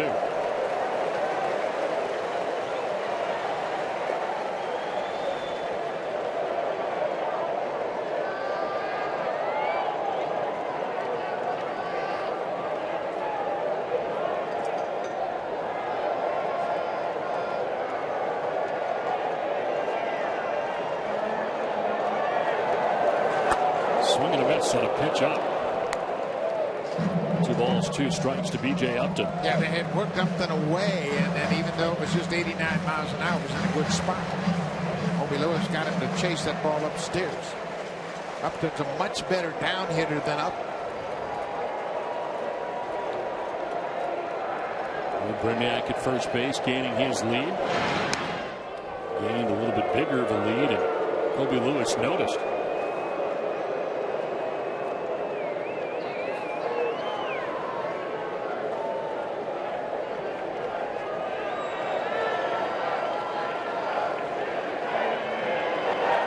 Upton with a swing and a miss, and Lewis strikes him out. 5th strikeout for Kobe Lewis, and there's 2 down in the 6th inning. Boy, that was a great example of pitching right there. As he never gave in to Upton, stayed away from him, and finishes him off with the slider down and away. He came up and in for that high strikeout. You can see Upton, no stride whatsoever, just trying to put the ball in play, but Lewis made a perfect pitch on him. So 2 down here in the 6th inning. Evan Longoria, the batter. Rays have been unable to advance. Leadoff walk for Reed Brignac here in the 6th inning. Still at first base. And they check on him again. As hot as Longoria is, he's struck out twice against Colby Lewis this afternoon, and he's 0 for 7 for his career against him. Tried to hold up. They check. He went around, says Greg Gibson.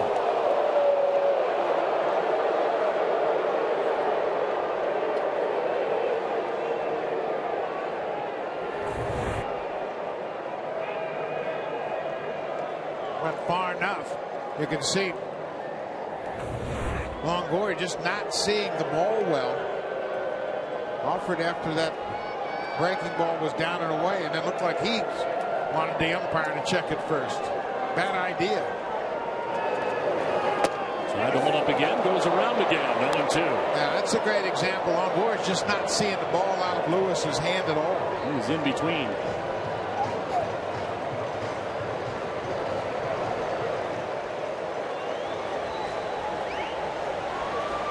Brignac gains his lead at first again. 0-2 the count to Evan Longoria.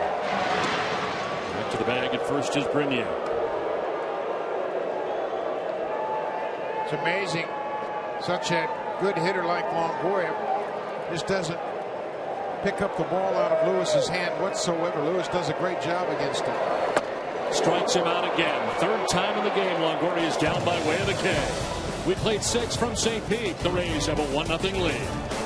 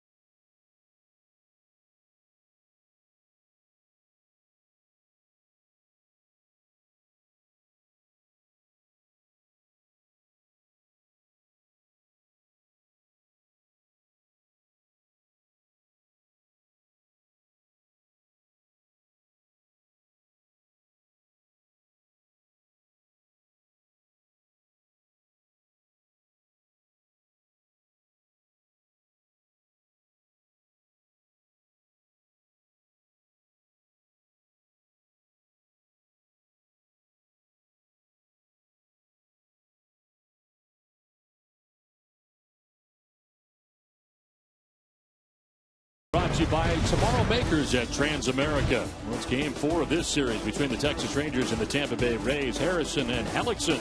Game 3, Philadelphia at St. Louis on TBS. Hamels and Garcia. Game 4, the Yankees and Detroit. That's a suspended game. They're going to bunch them all up together. And then game 3, Milwaukee at Arizona. That game will be on TNT. Coverage begins at 1:30 p.m. Eastern on TBS with MLB On Deck. Presented by Chrysler. There's a liner into left for a base hit for Adrian Beltre. His first hit of this series. He had been 0 for 9 until this base hit to begin the 7th inning.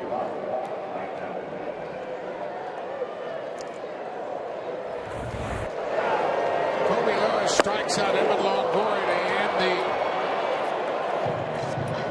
the 6th inning, and Nolan Ryan very appreciative, and he knows a little bit about pitching. Done a great job here in Texas to turn their fortunes around from the pitching side of things. Lead runner on here for the Rangers. They go to work in the 7th inning. Adrian Beltre at first. Here's Mike Napoli with a base hit back in the 2nd inning to center field. David Price pitching into the 7th inning.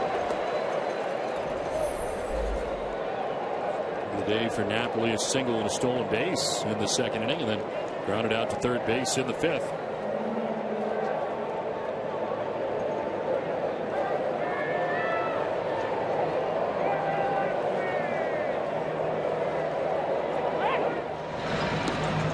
Trey back to the bag at first. Don't think they're going to run in this situation with Napoli at the plate.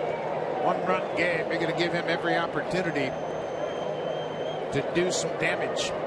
Had a big hit in that 5-run 4th inning on Saturday. Drove in 2 runs with a flying single to left. Beltre had just 1 stolen base during the regular season.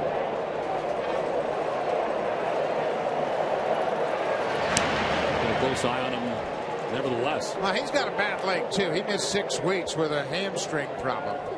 This is what the Rays do better than any other American League team. They pitch into the 7th inning and keep the opponents down. 2 runs or fewer, 7+ innings. They did it 57 times this year.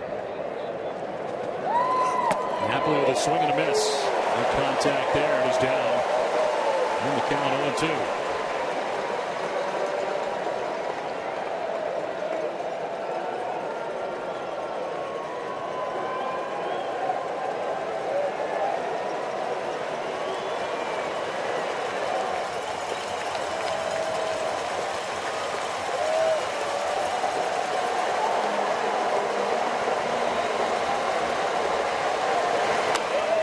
Reaches out and flips it foul down the right field line, protecting the plate there. That's something you don't hear very often in this day and age, protecting the plate, but that's what Napoli's all about. He shortens up. He has enough power to hit the ball out with 2 strikes, but watch how protective he is. He cuts down his swing and he spoils a great pitch. This is an 0-2 pitch when a batter is most vulnerable. Price had it in a good location, but Napoli stays alive.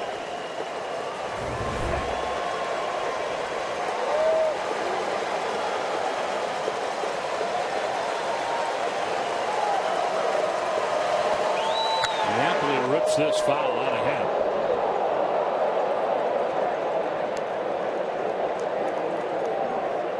Comfortable chairs just got a little bit more exciting down the left field line. They were comfortable for the most part until that line drive came sailing in there at them.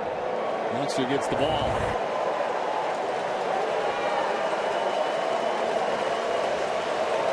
Wow. Good thing that wasn't Adam.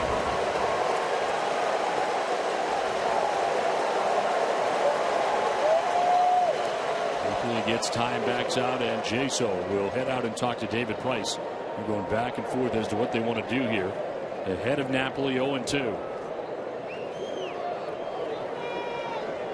One thing you want to do is don't have a pitcher start his delivery with some doubt in his mind. Clear up any doubt. Go out to the mound, pocket over.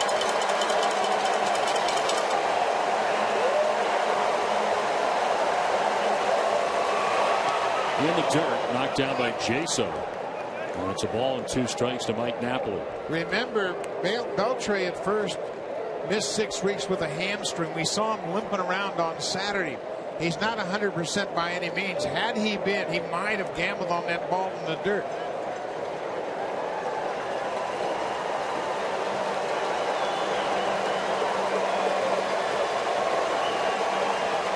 This backs off again. What a year it was for Mike Napoli. Not only did he set highs in RBIs and home runs, but he crushed his previous high in average.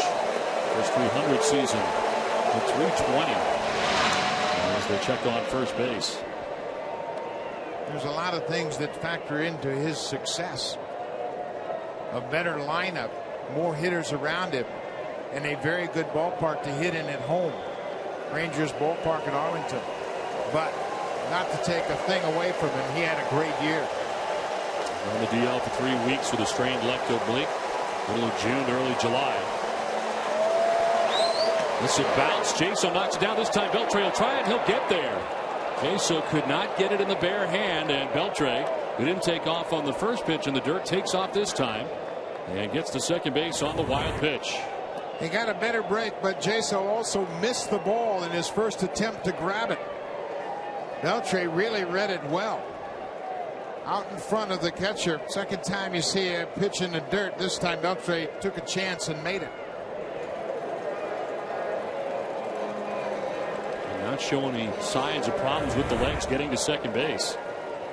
And it's Beltre now in scoring position, representing the tying run for the Rangers with nobody out in the 7th inning. Napoli's had a good at bat. He's taken some, fouled some off, and it's 2-2.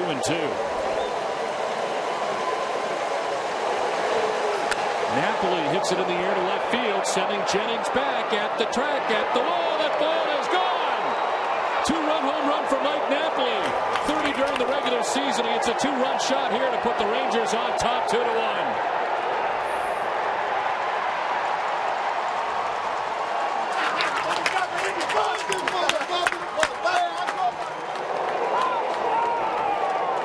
Great two-strike hitter.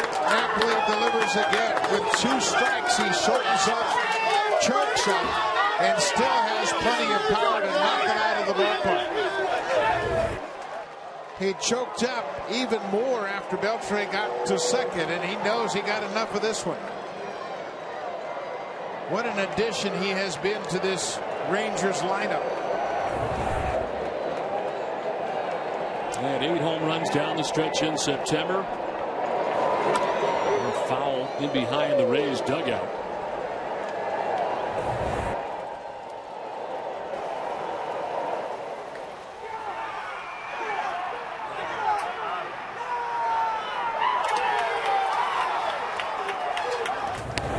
Rangers had not had much to celebrate in this game until that point. The catcher Mike Napoli has taken it out of the yard and given the Rangers a 2-1 lead. Third career postseason home run. His previous 2, of course, came with the Angels, and that's only the second Ranger home run in this series. Big part of their game. It's not been in the postseason until now. This one is outside. Rangers finishing second over the Yankees.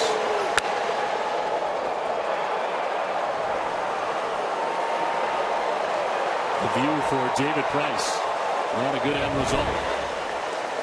Right at first, Desmond Jennings may have a chance. Keep looking at the wall, and Jennings, and then the ball out of the yard.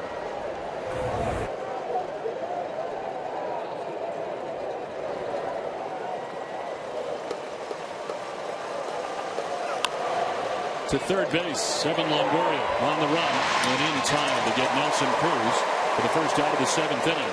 It's time for a game break, and Matt Weiner. Matt.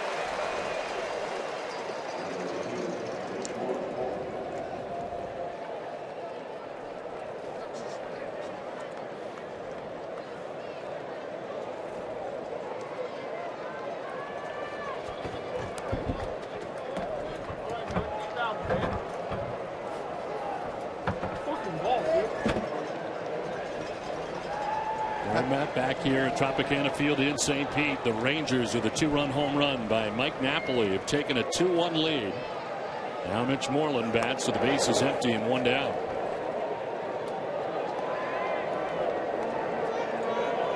David Price had gone 6 shutout innings. A leadoff single by Beltre, then the 2-run shot by Napoli. It's happened fast.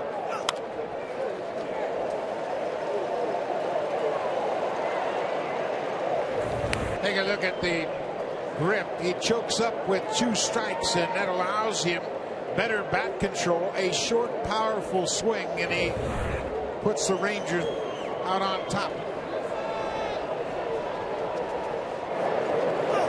There's a bunt hit fouled off. We're talking about how you explain the numbers from Mike Napoli, who really had a terrific year. You got to feel like the protection that he got in this lineup is a big part of it. Well, another thing, too, he knew he was going to play every day when he came to Texas, either at first, the DH, or behind the plate. That wasn't the case in Anaheim with the Angels. He always felt like he had to hit for his at-bats. This is on the ground foul, and it hangs here at ball and 2 strikes to Mitch Moreland.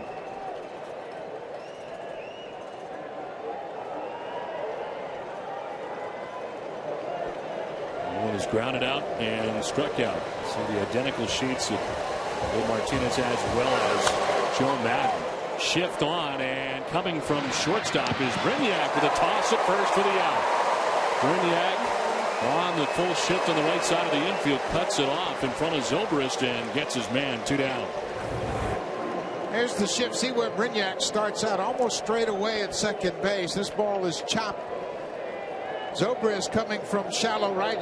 Brignac cuts in front of him, and Brignac makes a quick throw to retire Mitch Moreland.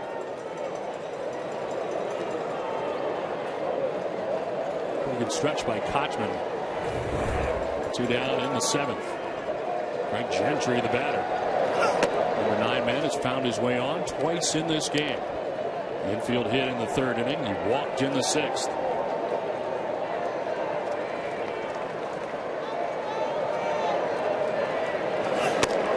Strike on the outside corner.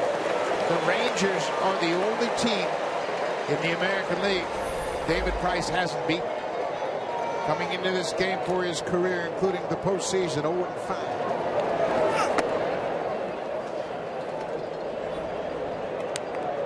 In his defense at the moment in this game, not much in the way of run support. Rays only put together 1 run on a total of 1 hit.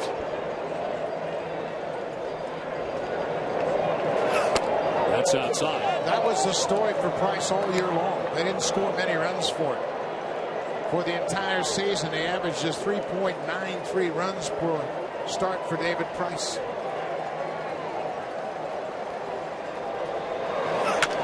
Chopped up over the mound, back up the middle and into center field. Greg Gentry is aboard for the 3rd time in the game, his 2nd hit. And on with 2 down here in the 7th. And here comes Joe Madden, as Gentry has reached with 2 outs. Madden has made the call. This is a tough move for him, given the way that Price has pitched, but the situation certainly dictates. So he gives him 6 2/3 innings from the Trop. The Rangers, thanks to the 2-run home run by Napoli, are taking a 2-1 lead.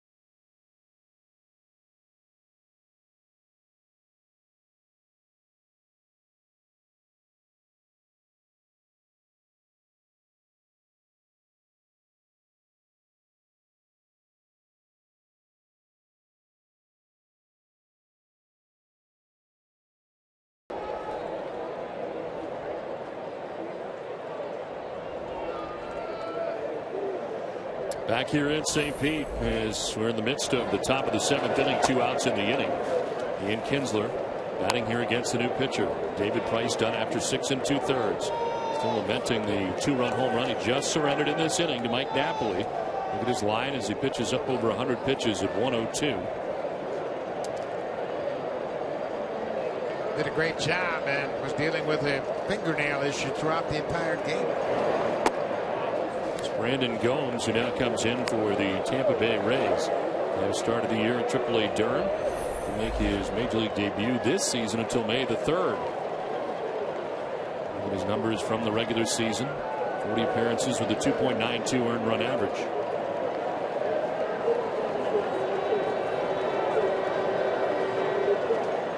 There goes the runner at first, and Gentry, and no throw from Jaso. Gentry steals it outright. In the scoring position with 2 down. Gentry got a terrific jump at first base. Jaso makes a wise decision not to chance to throw. He's more than halfway down. Jaso looks up and just holds on to the baseball.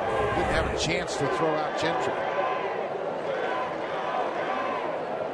Better keep an eye on him at second as well.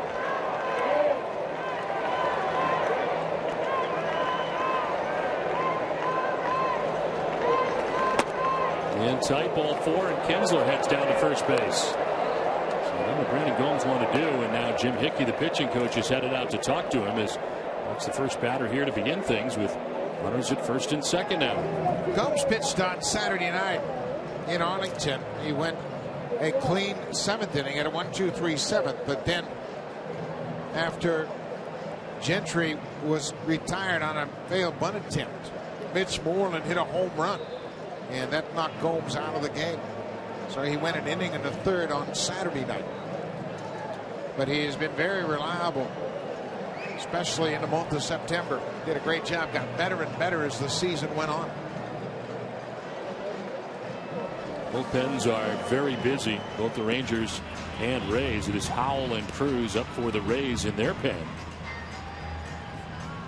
Left-hander and a right-hander. And a left-hander and a right-hander also busy for Texas.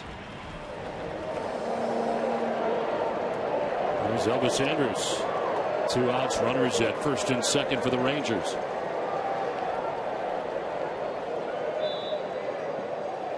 Runner at second takes off. Now they both go, and they both steal. Kind of a late break for Kinsler at first as Gentry took off for third. They both get to their respective bases, and it's second and third now with 2 down. 3 stolen bases in the inning. Great jump at second by Gentry, and Kinsler had that huge lead because they weren't holding him on. He could wait to make sure that Gentry was breaking. They steal easily.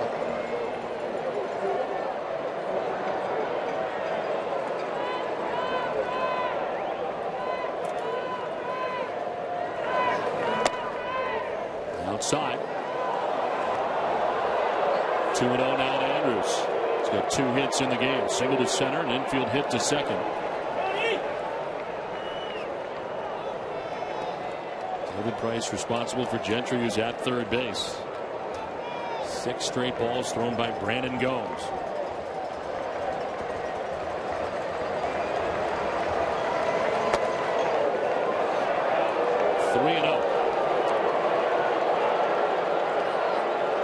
Hamilton's on deck, a left-handed batter, but Joe Madden has a left-handed pitcher ready.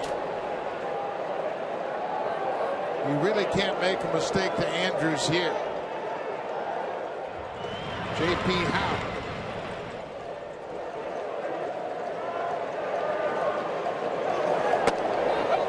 In there for strike 1, 3-1.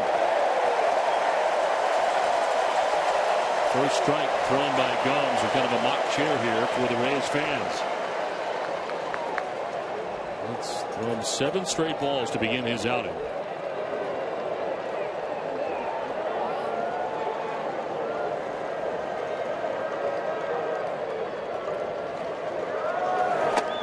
Outside, ball 4, and he walks back-to-back batters to load the bases.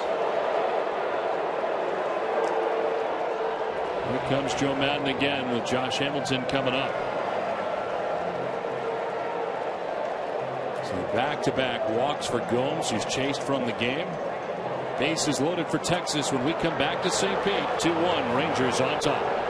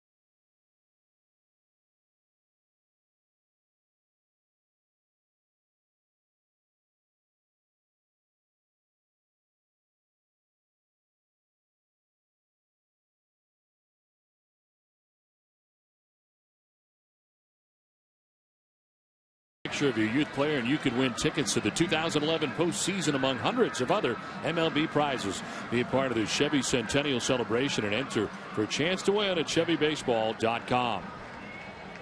We're in the midst of a 7th inning here as David Price is responsible for the runner at third, as the bases are loaded right now for the Texas Rangers. You want to see what kind of teammate David Price is? There's the rookie Brandon Gomes coming off the field after a tough outing. And Price is the first to greet him. And Price is the pitcher of record, but he's still there to give Brandon Gomes some encouragement. J.P. Howell into the game. 46 games during the regular season. Very good against left-handed batters, and in here to face one of the game's best. The reigning MVP in the American League, Josh Hamilton, batting with the bases loaded. 2 outs in the 7th inning. Swing and a miss. Hamilton badly fooled for strike one. It's 2 for 8 against Howell, the home run in his career. That curveball is Howell's best pitch. Bases filled with Rangers.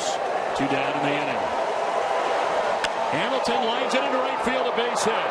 From third base comes Gentry. From second comes Kinsler.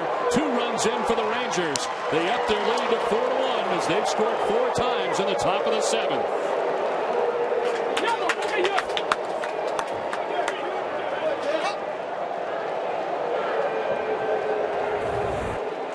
Big inning for the Rangers, and again their MVP comes through. Lefty on lefty, he stays back, just uses his hands and gets the breaking ball in and shoots it into right.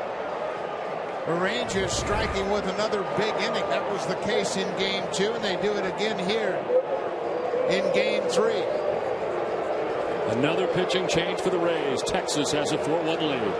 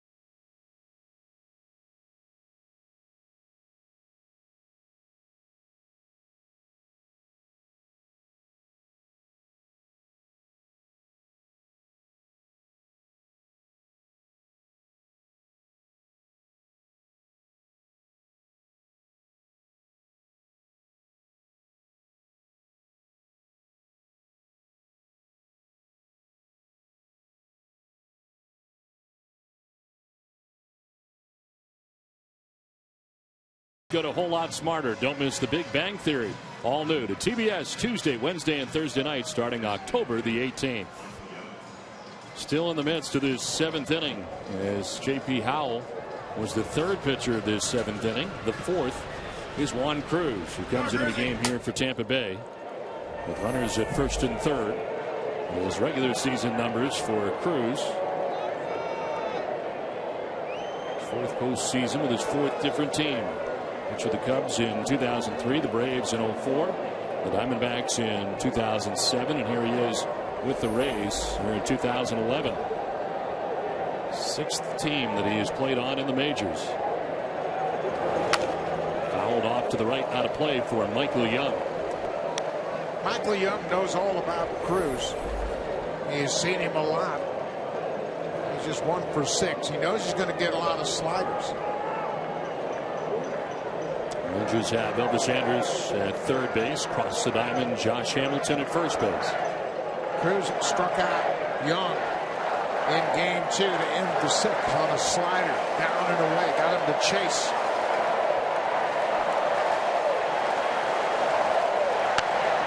Flared foul off to the right.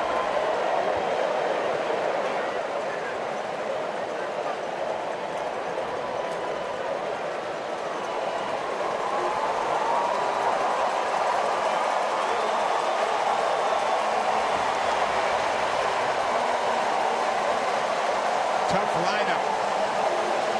No place to take a break.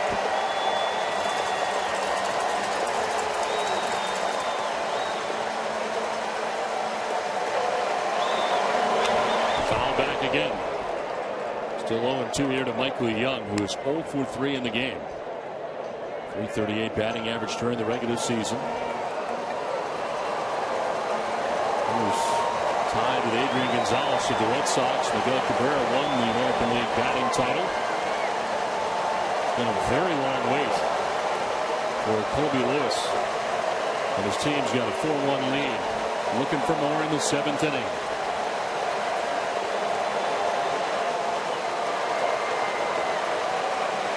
Runner at first goes. Young takes the ball. No quote from Jaso, but they got hung up. Andrus at 3rd base. He took the bait, and now Jaso will tag him out. So that will end the inning for the Rangers, but a very good inning. Some big hits, and it all started with Mike Napoli. It's a 2-run home run to get it started. And then a 2-run single for Josh Hamilton. It adds up to a 4-1 Texas lead.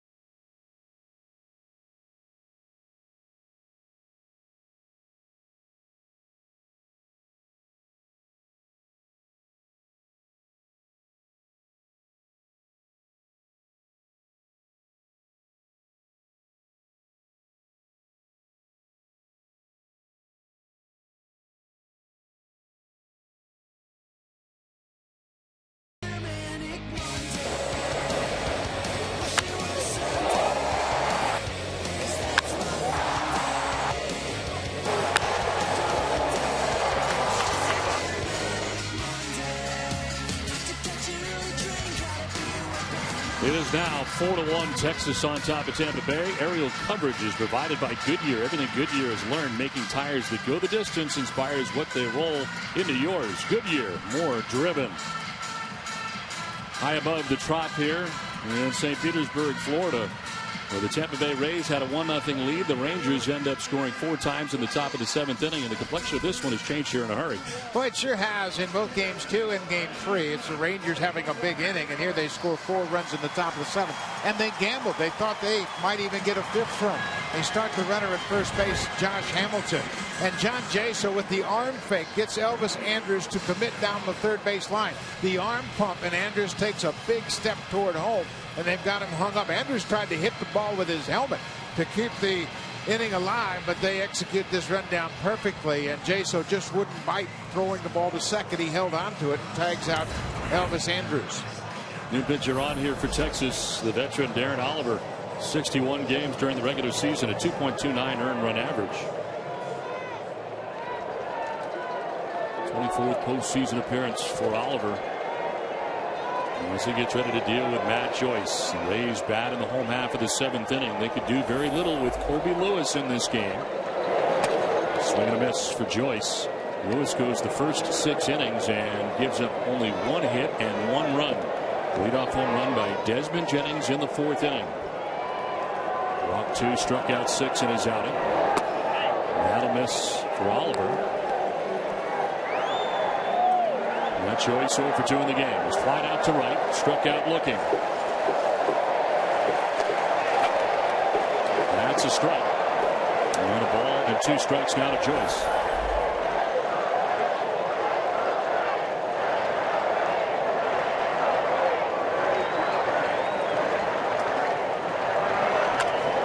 Popped up, foul ground. Napoli coming back and over. Makes the catch for the first out of the 7th. The veteran Darren Oliver came into game 2 in the 7th inning after Evan Longoria hit a 3-run home run to make it a 7-6 game. And he had a 1-2-3 inning. Was able to get Zobrist, struck out Damon, and got Jaso. So Oliver's already had a good start to his postseason. Johnny Damon takes strike 1. Johnny 0 for 2 in the game. Darren Oliver, this will be his 7th trip to the postseason, his 3rd with the Rangers. With the Rangers when they made the postseason in '96 of his 3 stints in Texas. And he was starting games then. Dropped to his first start of the ALDS, that time against the Yankees. And it is his 6th straight season advancing to the postseason play. Ground ball softed on the third baseline, foul.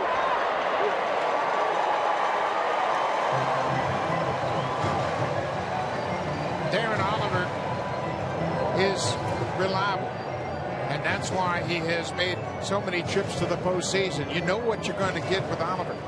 He's got the great experience as a long-time starter.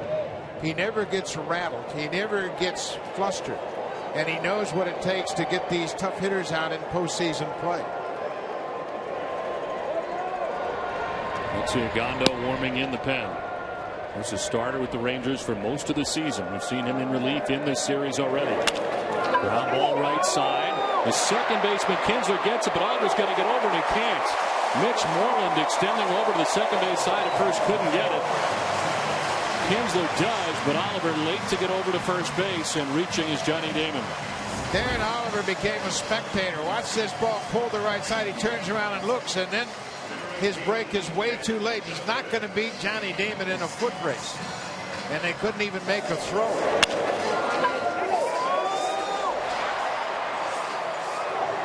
Damon still runs very well, and Oliver just took one look to see what was happening, and that proves costly. That is only the second base hit put together by the Tampa Bay Rays in this game. The other, the home run by Desmond Jennings in the 4th. Now a line drive, base hit into center field for Ben Zobrist, and here come the Rays. They put together back-to-back hits with 1 out in the 7th. The Rays know that there's no situation that is desperate. They've come back from everything.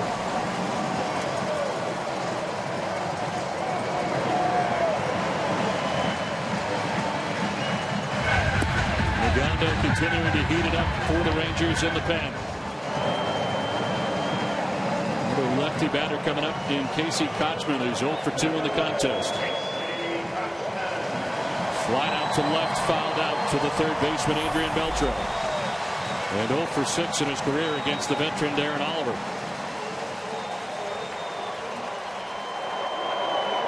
Damon at second, Zobrist at first, 1 down. Strike one to Kochman. The Rays were 9 games out of the playoffs through September 3rd. So being down by 3 runs in the 7th's no big deal. Wade Davis and Joe Peralta loosening up.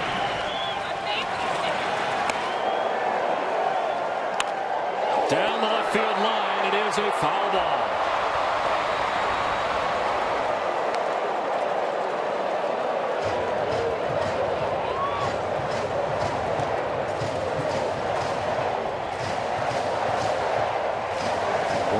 Season, Kochman at 289 against left-handed pitching.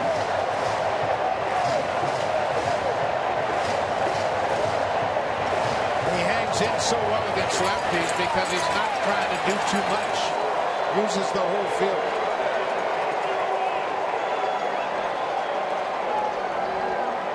Bluff off the backside, no throw for Oliver, but he caught the attention of Damon, who scampers back to the bag.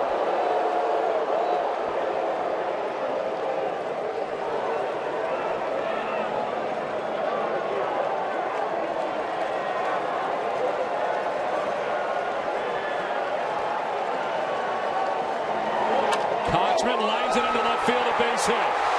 Damon stops at third, and the Rays have him loaded with 1 down.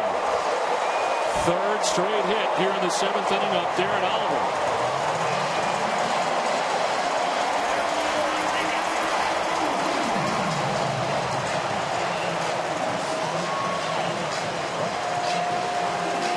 Kochman going the other way, stays on that pitch. These fans have been down this road before. Last Wednesday of the regular season, they were trailing 7-0 and came back to win in extra innings. So Sean Rodriguez has been announced into the game as a pinch hitter, and that brings Washington out of the dugout. He's made the call to his bullpen for Alexi Ogando. Bases loaded for the Rays, 1 out in the 7th. The pitching change from the Trop at St. Pete, where the Texas Rangers have a 4-1 lead.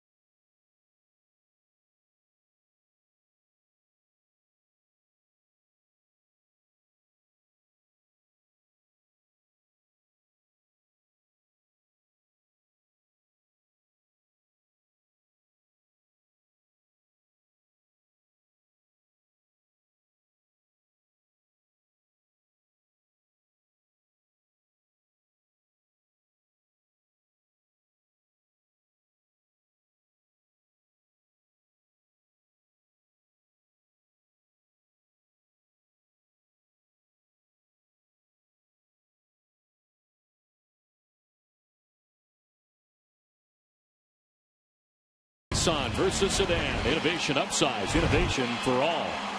And the bullpen spotlight. Texas Rangers did a pretty good job of stranding base runners. That's what they need to do here. And they got the powerful Ogando in to do just that, and he's got the strikeout capability. That's what they need in this game. Texas is up by 3. Ogando making the All-Star team as a starter. He's 9-2 in the first half with a 2.92 ERA. Worked out of the pen at the end of the year. Works out of the pen here in the ALDS. Bases filled with Rays. 1 out in the 7th inning as they trail by 3. Sean Rodriguez pinch hitting for John Jaso. Rodriguez hits it high in the air up near the catwalks in foul ground as they give chase. And it's caught. No, it's off the glove of Andrus. Had a play. Goes up over the catwalk. He lost it in the air here at the Trop, which is just part of playing at the Trop. Glances off his glove and another life for Sean Rodriguez. Lots of things to distract you in this roof at Tropicana Field. Andrus has the better angle. Beltre didn't see it. Andrus had to try to make the catch, and it's off his glove. Beltre doesn't see the ball. He's over on the warning track. Beltre gets a glove on it, but it's over his shoulder behind his back, and that's what you got to deal with, trying to find a baseball.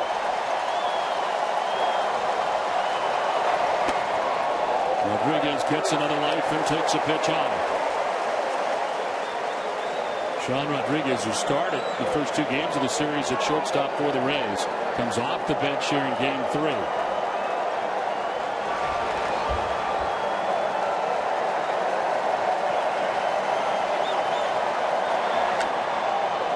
Up, foul ground, back comes Napoli, but that'll get back into the seats. Rodriguez during the regular season 0 for 7 as a pinch hitter. Has a tough assignment against a guy like Ogando who throws so hard. I mentioned earlier, Ogando making 29 starts during the regular season, 9-2 in the first half. It was just 4-5 after the break with a 4.48 earned run average. This big Rays crowd on their feet here in the 7th inning, trailing by 3.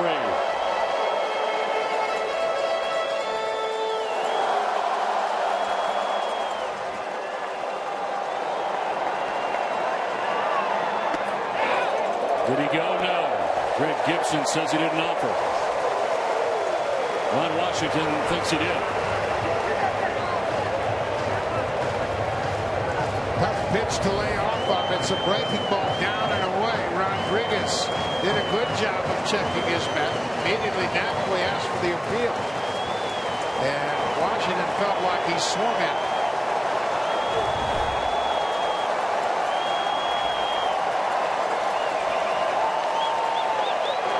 Rodriguez hits it on the ground to first base. Moreland will flip to the pitcher for the out. And from third base is Johnny Damon to make it a 2-run game. So Rodriguez grounds out and picks up the RBI. 4-2 now, Texas. And with that productive out, not only does he drive in one, but he puts the 2 runners in scoring position, second and third. The pinch hitter Sam Fold, who's coming up here for Reed Brinian. Brinian, who had hit just 193 during the regular season, was 0 for 1 with a walk in this game. And Sam Fold pinch hitting. The first Napoli to the mound to talk to Ogando, and they'll be joined by pitching coach Mike Maddox, who races out.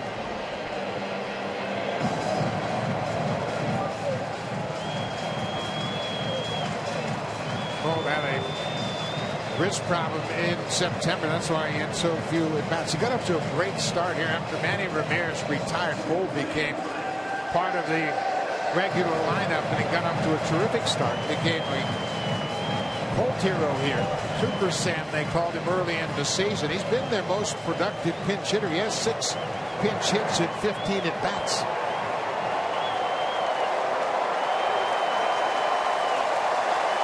Tying runs in scoring position for Tampa Bay. Cole takes strike 1 from Ogando at 97.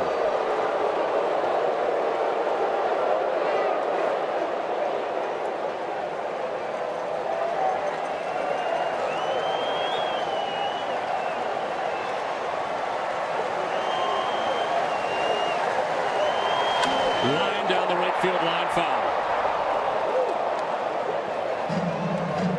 Boy, he turned on that high fastball. He got out in front. Now he's got a battle. And he's the kind of guy that can get short and quick to the ball. That ball was up out over the plate, and he hooked it just a bit too much. Sam Foldy came to Tampa this offseason, part of the Matt Garza deal. Pinch hitting with 2 outs in the 7th inning. Runners at second and third. On the ground right side. Ian Kinsler's got it. Throws out Fold and ends the inning. The Rays get a run back. We played 7 from the Trop. Texas has a 4-2 lead.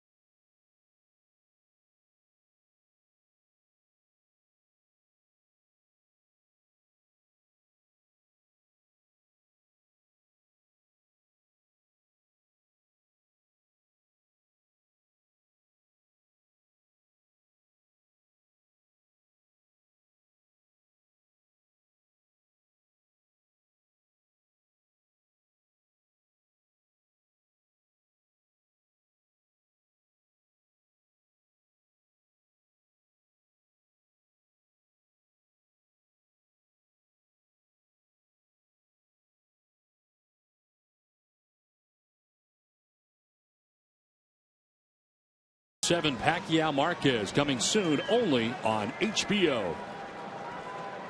That's the 8th inning back here at Tropicana Field in St. Petersburg. Rays making some noise in the bottom of the 7th inning. They get one of the runs back. Juan Cruz back on the hill again to begin things here in the top of the 8th inning. Michael Young leading it off for Texas. Young was batting when they were able to get down the third baseline. Elvis Andrus.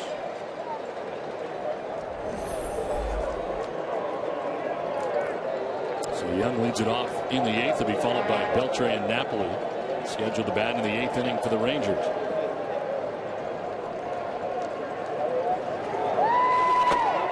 It's on the corner.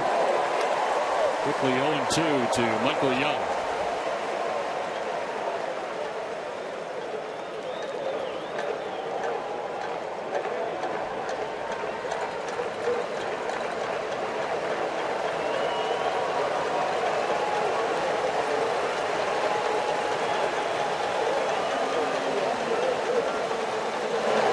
Swing and a miss. Young strikes out. Foul tipped into the catcher's mitt, out number 1 of the 8th. Some defensive changes here for the Rays. Sean Rodriguez stays in the game at shortstop. And the new catcher is Kelly Shoppick. Chaso and Brignac pinch hit for in the inning. Cruz has out number 1 of the 8th. And now Adrian Beltre 1 for 3 in the game. Single. They had scored in the 7th inning.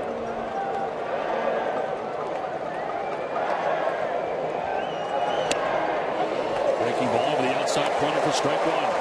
Cruz has that good slider. Beltre felt it might have been down and away. Beltre has faced Cruz a lot. He's 3 for 11. Cruz is going to challenge you to get to a pitch away. Not going to come inside very often. If he does, it's just to push you off the plate.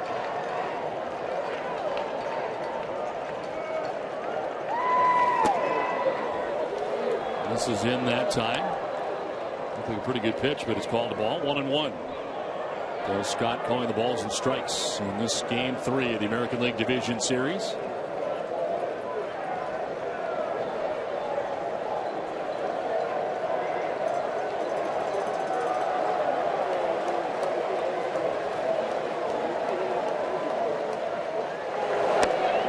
Outside corner again for strike 2.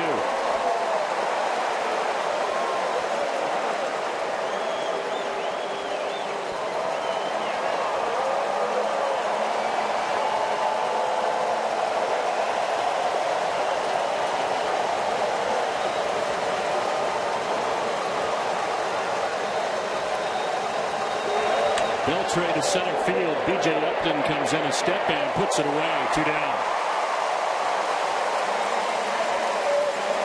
And Mike Napoli changed the game. Back in the 7th inning, the Rangers were trailing 1-0. He came up after 30 regular season home runs. He hits this blast. A 2-run home run to put the Rangers on top 2-1. And start what turned out to be a 4-run 7th inning for Texas. Another big 2-strike at bat for Mike Napoli. He was the second best hitter for average with 2 strikes in the American League. He hit .291. Again, delivers. So 2 hits in the game. It's singled back in the 2nd prior to the home run.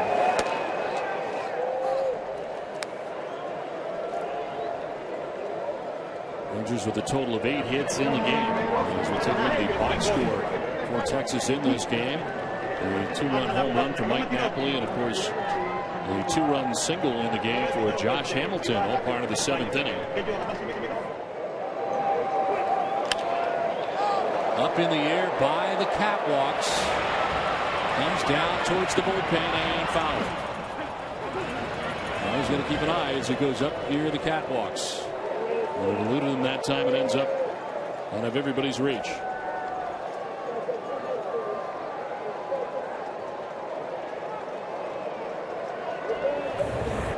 Anytime it's in the roof, the defenders really have to keep their eye on it. You can see how many different obstacles there are to distract you. The color of the roof is the same color as the baseball. You just can't take your eye off it. 1-1 is outside. It can hit any number of things. You got railings up there, you got wires up there, you got speakers, all kinds of stuff. This place creates an awful lot of discussion between broadcasters and umpires.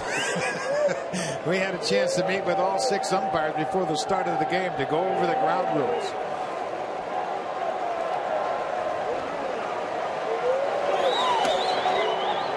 Up and in to Napoli. And Cruz falls behind here 3-1.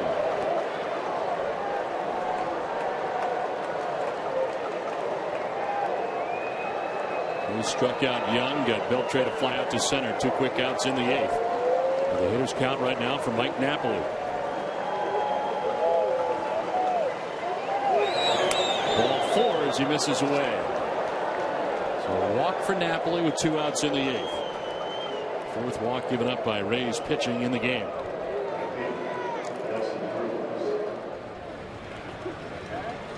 Mike Adams, who has been predominantly the 8th inning man for the Texas Rangers, ready in the pen. Rays will have the top of their order coming up in the bottom of the 8th, and Desmond Jennings to get it started. Nelson Cruz, the batter. Quiet series so far. He's 1 for 10.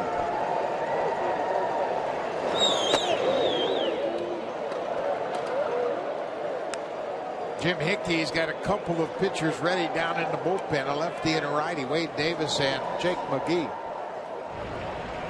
Davis made his first relief appearance in his professional career down in Arlington.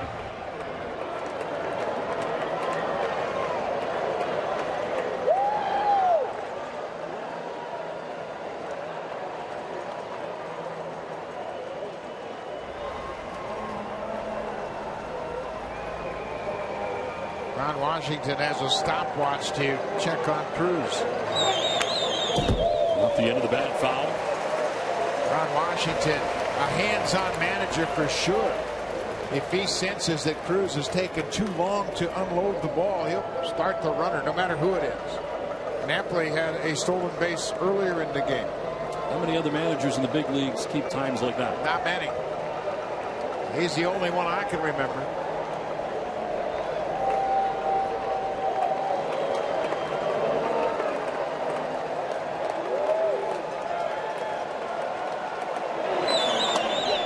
It's outside.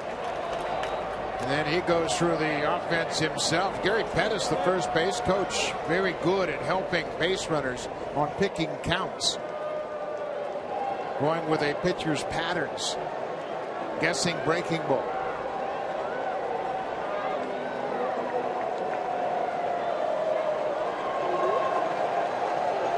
Two balls and a strike to Nelson Cruz. Mike Napoli at first, 2 down.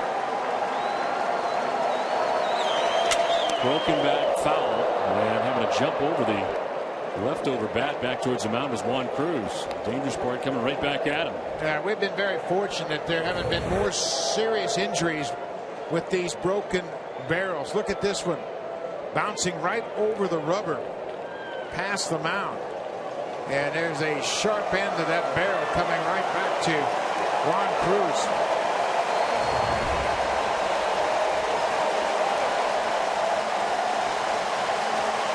Two balls, 2 strikes, 2 down. Nelson Cruz awaiting the pitch. Cowbells are ready throughout Tropicana Field. Line and cut by Sean Rodriguez.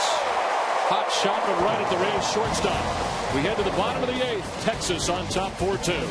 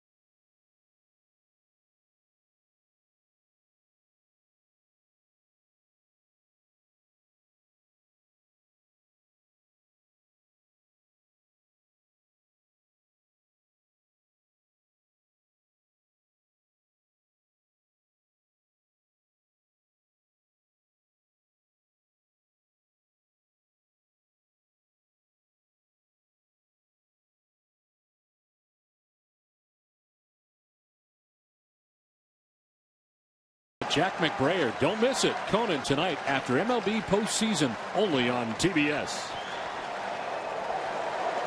Last half of the 8th inning back at the Trop in St. Petersburg, Florida. Desmond Jennings leading it off. for the Rays, who trail by 2. Strike 1 to Jennings. Mike Adams coming in, the 8th inning man for the Rangers. Mike Adams has been the best relief pitcher in baseball over the last 3 seasons. He is first in ERA, he's first in WHIP, first in holds. He is a shutdown 8th inning guy.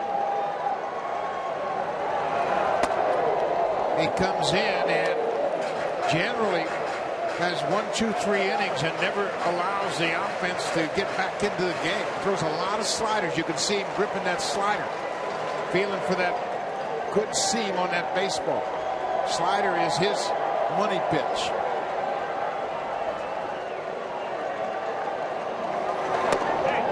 That'll miss. Ball 2 now to Jennings. 2-1. As Adams coming to Texas at the trade deadline from the San Diego Padres for 2 minor league pitchers.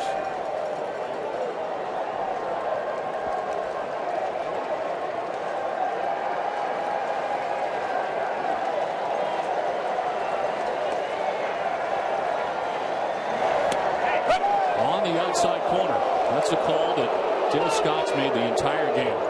Down and away, and Adams will work down in the zone. This looks like a fastball that just caught the outside edge, according to Dale Scott. But Adams is going to be down.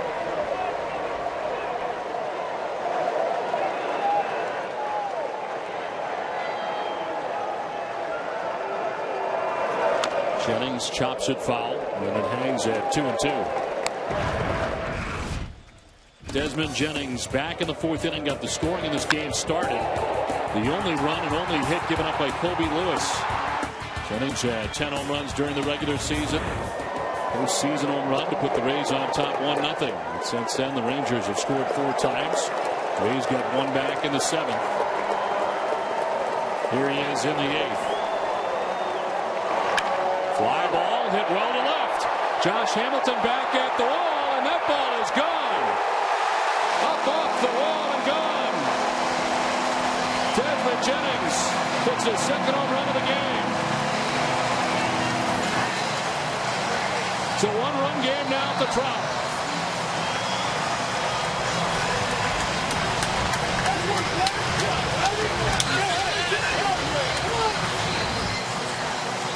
This breaking ball stayed on the inside part of the plate, and Jennings gets enough of it.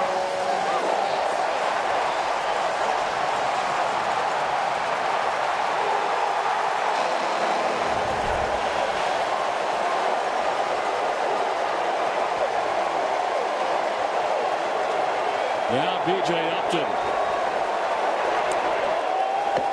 takes ball 1 that gets away. Mike Adams allowed only 13 runs for the regular season, but 7 of those 13 runs came on 5 home runs. And Desmond Jennings has the Rays within 1.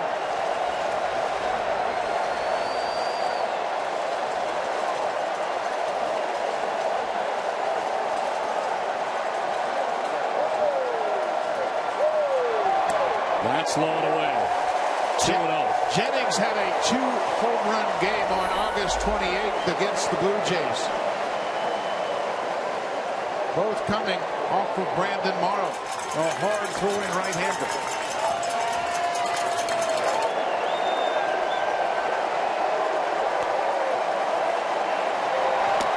Away again. 3-0. In September, Adams had 1 walk in 11 1/3 innings.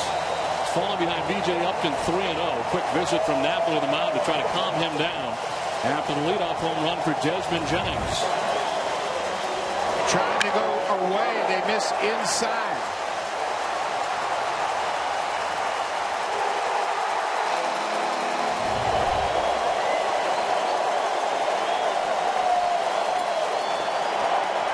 Taken all the way, takes strike 1.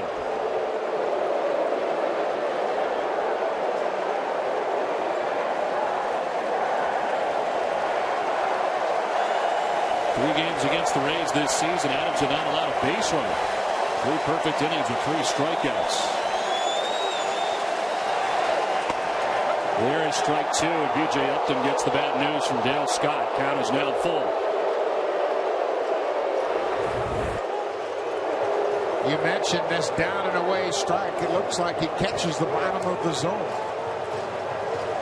Upton is a two-way threat. He can hit it out of the ballpark, and if he gets it first, he can steal second.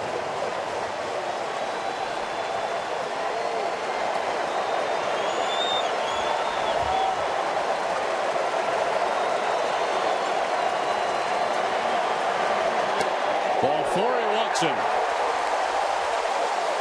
It's time for a game break, and Matt Weiner. Matt.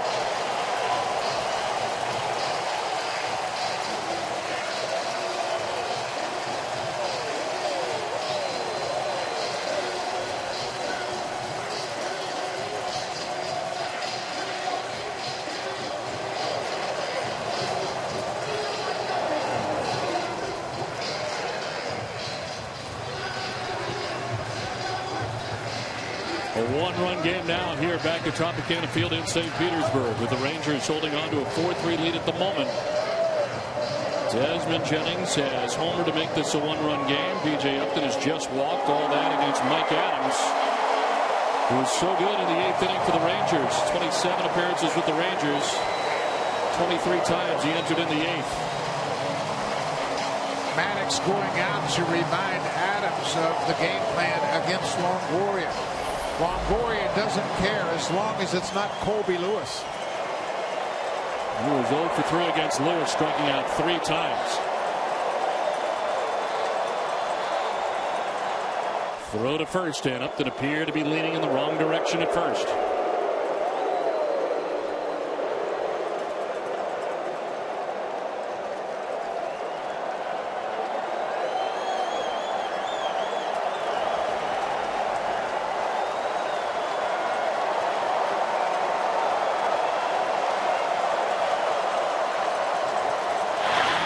Check, dives back again.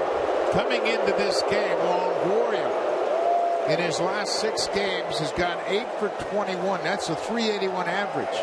4 homers and 9 RBI, but more importantly, 8 walks. He's really seeing the ball well now that he's got Lewis out of the game.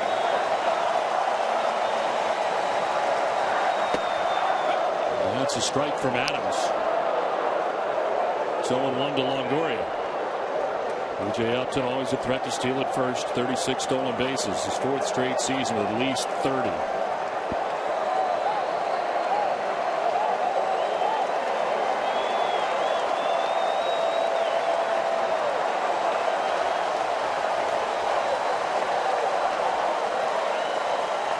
We'll check again. He dives back again safely.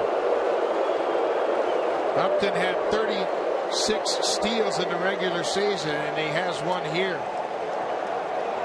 tonight.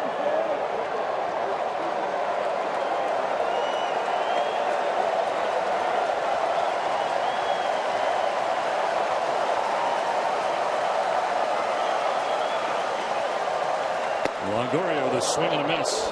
Quickly down 0-2. He was already struck out 3 times in this game.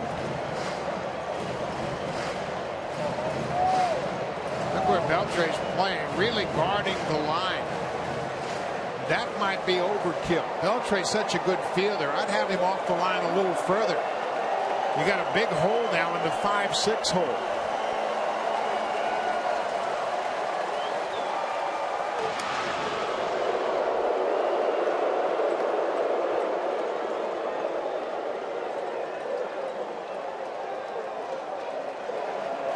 Very deliberate to the plate.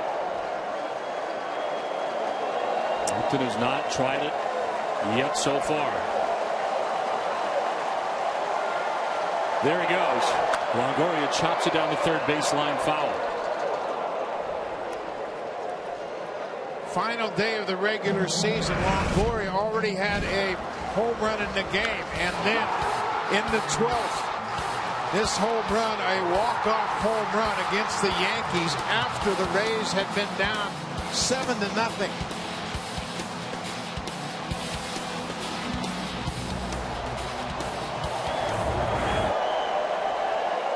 They trailed by 1, batting here in the 8th in Game 3 of the ALDS.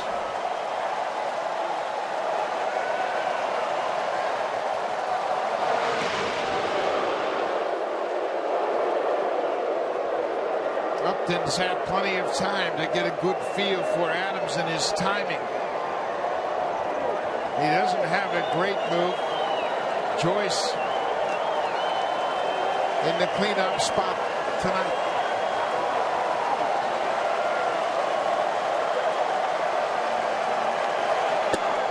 Outside. Ball and 2 strikes now to Longoria.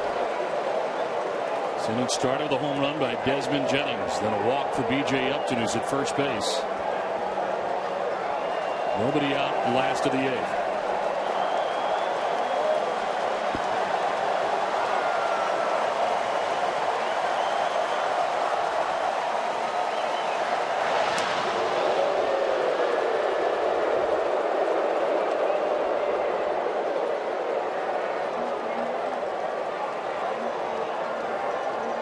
Outfield playing deep and straight away on Evan Longoria. Infield a double play deck. The runner goes, they pitch out, the throw down, and Upton is out. The Rangers guess right, and Upton is gunned down at second base. Well, Juan Washington certainly has a feel for the running game. He had the stopwatch in his hand when they were on offense, and here he calls for the pitch out, and Adams delivers a perfect pitch to Napoli, who throws a strike to second. Good tag by Kinsler. He's right on the bag, and that's the quickest way to make a tag. Good call by Washington. Great execution by the defense. Low and away, ball 3. Full count now to Longoria.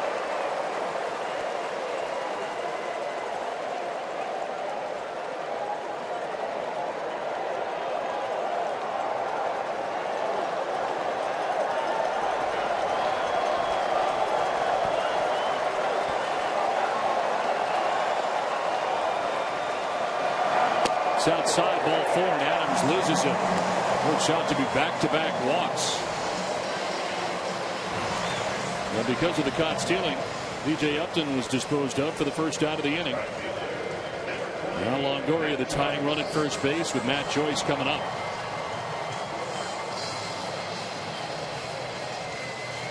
Joyce is 0 for 3. He was flat out to right, struck out looking, and fouled out to the catcher.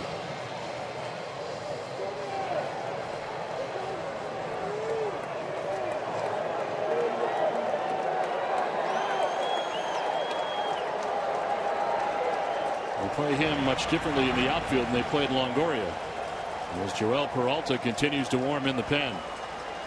Rangers center fielder Craig Gentry is well over into right center, well off the line, and left is Hamilton. They play Joyce to pull in a big way in the outfield. Pitch inside for ball 1. Really interesting. Peralta's warming up here in the bottom of the 8th. That tells me that Kyle Farnsworth is not available. He wasn't available in the first 2 games.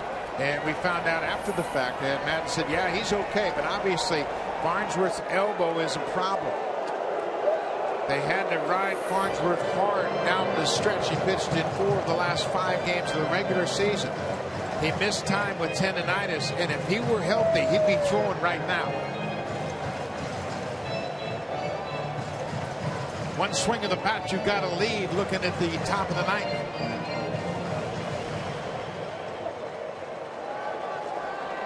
Matt Joyce had 19 home runs during the regular season.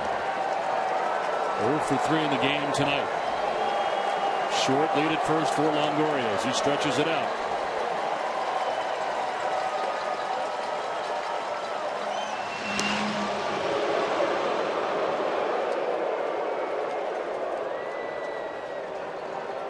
Mike Gonzalez now warming in the pen for Texas. He just did get up.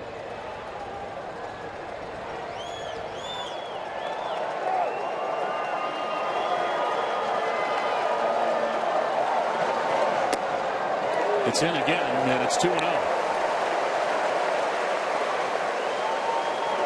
This should be a good matchup for Matt Joyce. He's a low ball hitter, and he's a pull hitter. And Adam's strength is down, and that slider down and in.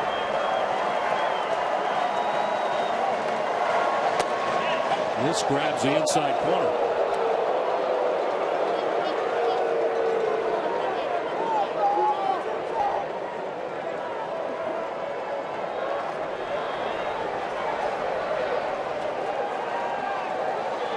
Two balls and a strike to Matt Joyce. 7 Longoria at first base.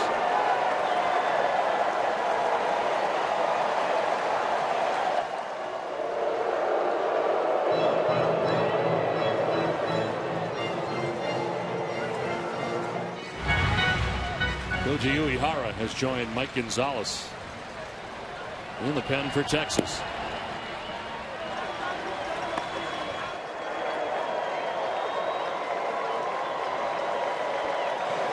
Joyce chops it foul. 2-2 now to the Rays right fielder Matt Joyce.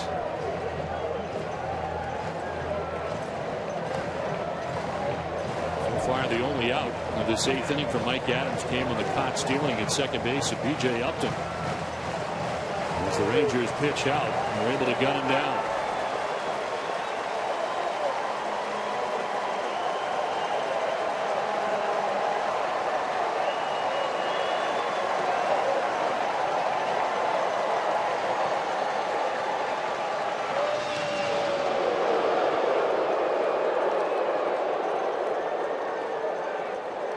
Jackie Moore, the longtime Major League coach, calls the signs from the dugout.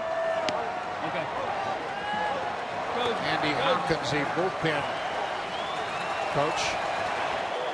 They've changed their mind on Uehara. Joyce grounds it foul outside of first. And it remains 2-2. Uehara is sitting down now. And it's Neftali Feliz. Closer is up alongside Mike Gonzalez.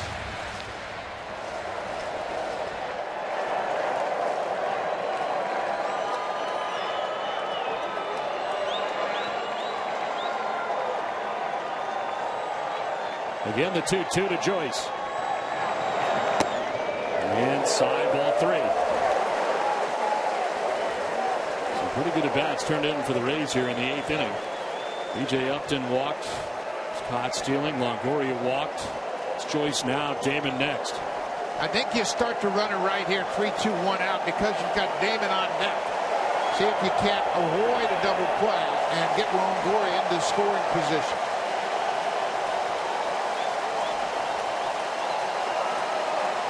Not good. Ball 4. Third straight walk for Adams. He walked 1 in all of September.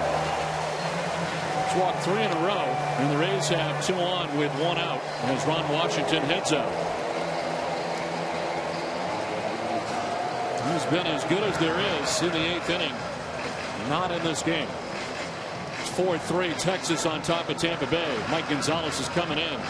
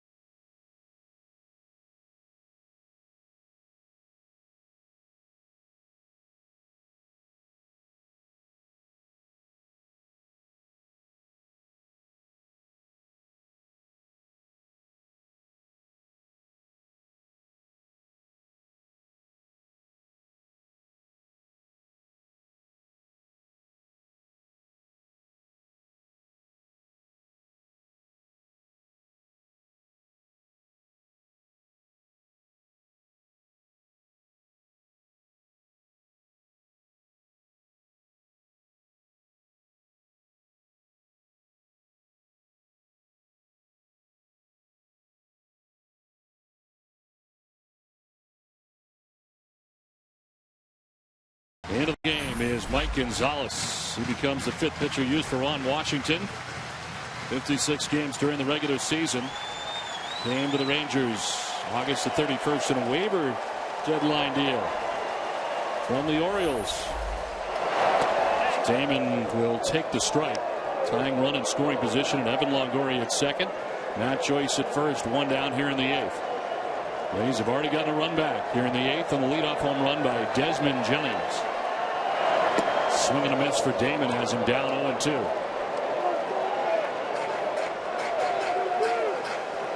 Ben Zobrist on deck for Tampa Bay.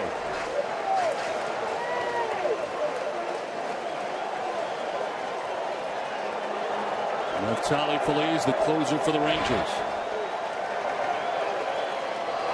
Damon with a swing and a miss and a pitch up, strikes out. So Mike Gonzalez comes in and strikes out Johnny Damon for the 2nd out of the 8th.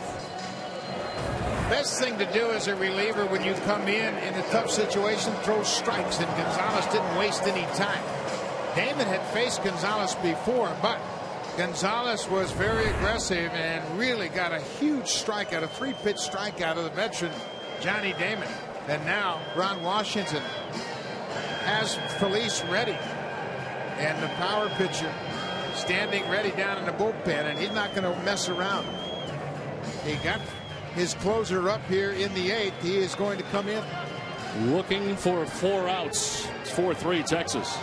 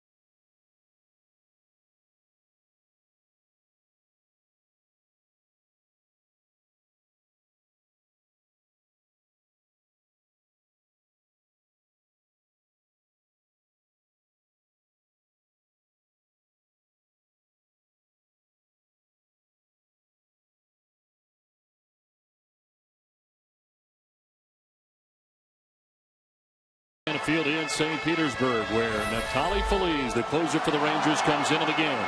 6 times he went more than an inning this season. Last time was August 5th. And in those appearances going more than an inning, he was 1 for 3 in save opportunities. So looking for 4 outs from him. As Zobrist with a check swing, he went around, according to home plate umpire Dale Scott, for strike 1. First pitch breaking ball.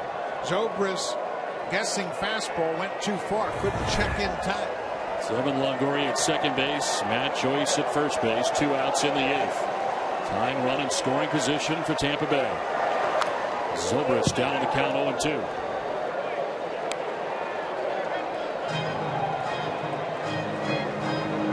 Now strangely in the pen, Peralta has been joined by Farnsworth, who was not up last inning but appears to be up now.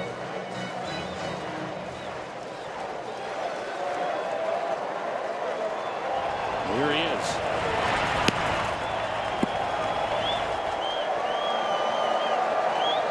This will bounce by the catcher. Napoli. Everybody will move up. To third goes Longoria. Joyce takes second as Feliz bounces that one by his catcher. It's a wild pitch. The tying run moves to third. The go-ahead run moves to second. Napoli went down, but that ball squirted to his left, and he never got his body in front of it. But that's a tough pitch to block because it's so far out in front of home plate. Zobrist down to the count, 1-2.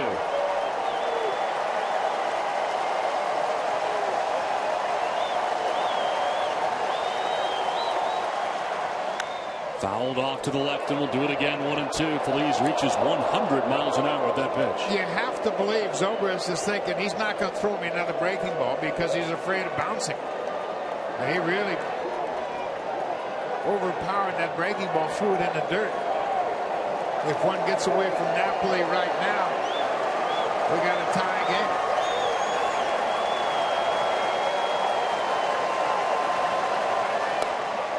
game. Inside.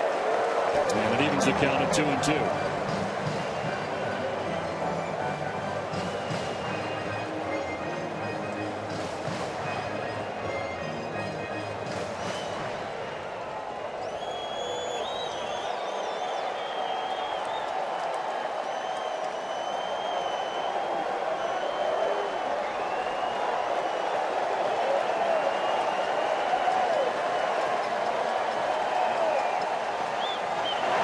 Zobrist fouls off another. With 2 outs and runners in scoring position during the regular season, opponents hit at just 167 against Neftali Feliz. Feliz has all of the pitches. There's Farnsworth again, loosening up.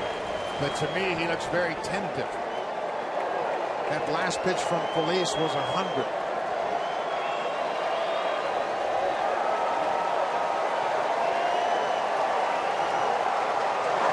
Zobrist strikes out. He went after it, rung up by home plate umpire Dale Scott, and Feliz gets out of the jam.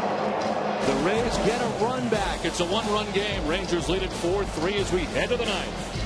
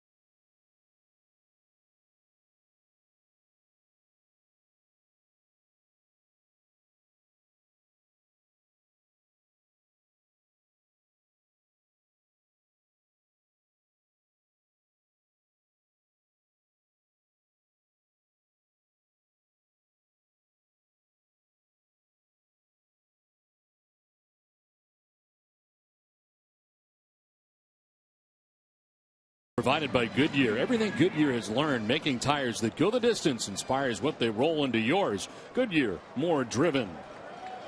The St. Petersburg Pier in St. Petersburg, Florida, as we move to the 9th inning inside Tropicana Field, where the Rangers have a 4-3 lead. Their closer, Neftali Feliz, able to strike out Ben Zobrist to end the bottom of the 8th inning.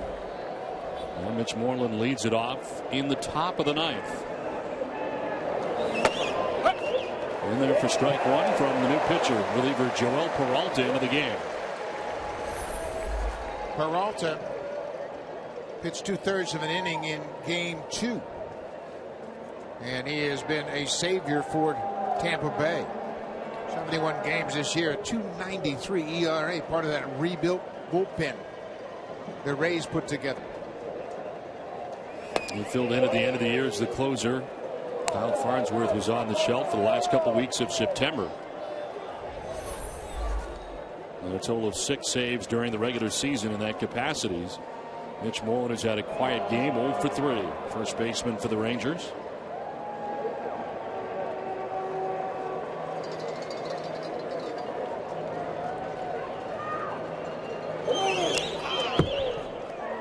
Rays defense in a shift here on Moreland, as they have in this game, with Ben Zobrist, second baseman in short right field. And you can see Longoria's got a guard against a possible bunt in this situation. It's a 1-run game. Moreland got a big home run in game 2 to provide some insurance, and now Longoria can't give away that bunt to Moreland by going into a normal shift.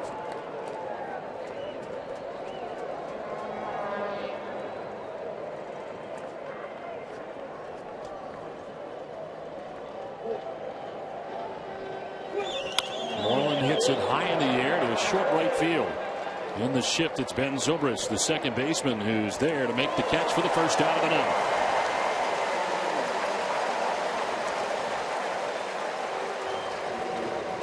So Moreland retired, and Craig Gentry coming up. Gentry from the number 9 spot has been on base 3 times for the Rangers today. Singled in the 3rd, walked in the 6th, and singled in the 7th. Ron Washington put him in center field to make him comfortable. It obviously worked. Also had a stolen base and a run scored in the 7th inning. They play him to go the other way. Center fielder B.J. Upton over towards right center. Pops it up left side. Sean Rodriguez. The shortstop makes the catch, 2 down. Let's send it to Matt Weiner in Atlanta. Matt.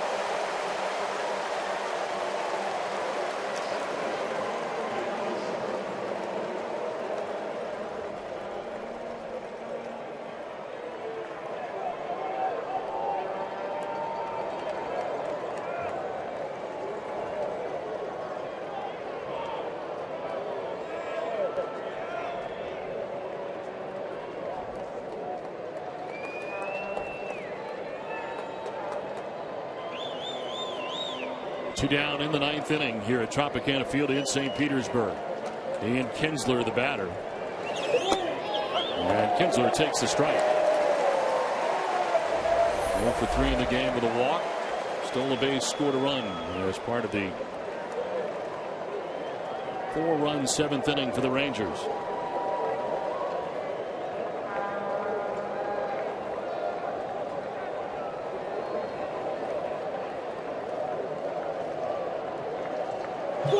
Kinsler with a swing and a miss. Quickly down 0-2.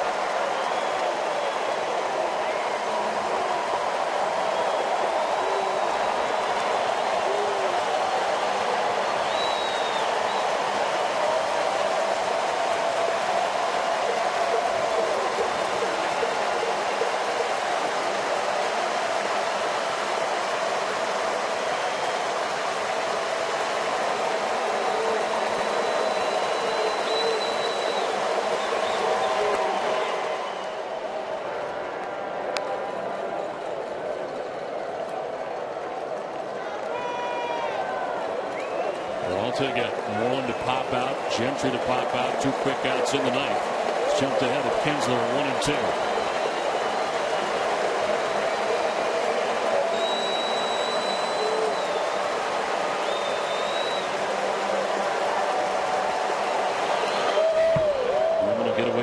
shortstop. Peralta really overthrowing those last 2 pitches. Got to get back into his good delivery. That's when he's most effective. He tried to manufacture velocity. Got that great split finger pitch that's so effective for him.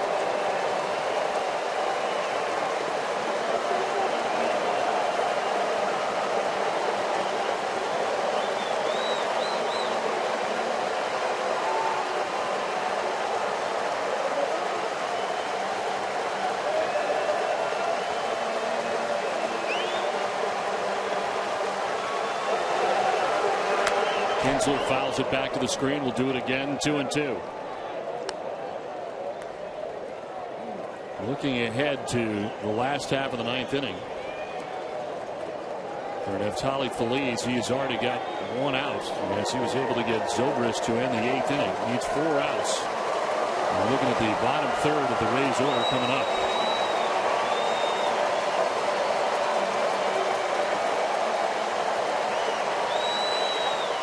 Two again to Kinsler.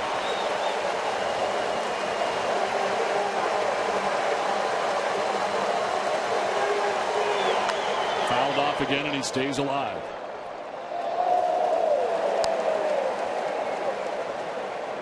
Peralta appeared in 71 games this year for the Rays, second only to Jose Valverde of the Tigers. And as you mentioned, Don, he was a real savior down the stretch when Farnsworth missed 2 weeks with tendonitis in that elbow. He was terrific here at Tropicana Field. Opponents hit at just 118 against him at Tropicana Field and a 1.14 ERA.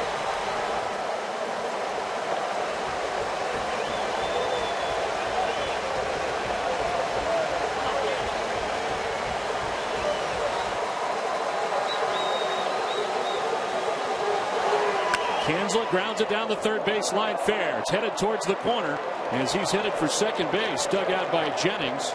And it is a stand-up double for Ian Kinsler, and a very good at bat. Fouled off a lot of pitches and doubles one down the left field line with 2 outs in the 9th. Longoria is guarding the line, but this ball is hit so sharply, it bounces over the bag past Longoria. Good at bat by Kinsler. Boy, he fouled off several tough pitches. Peralta just couldn't figure out how to put him away. Fourth career double in the postseason. Ian Kinsler at second base with 2 down. Elvis Andrus the batter. He's been on base 3 times in the game.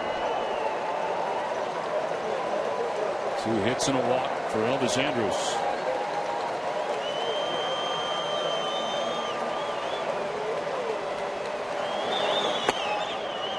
Outside, ball 1. We'll also get 2 quick outs in the 9th because of the double to Kinsler. Now falls behind Elvis Andrus.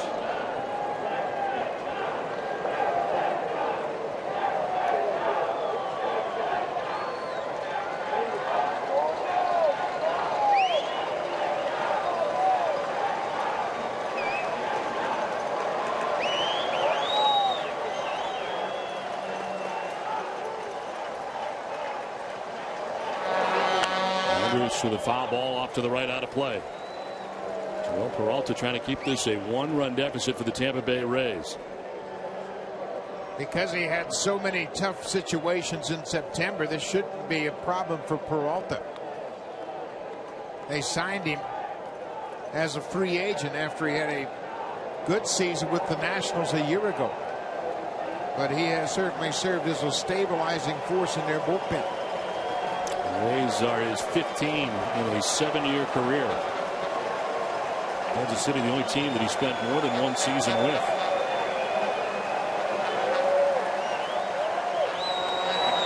Andrus fouls it off, and it's 1-2.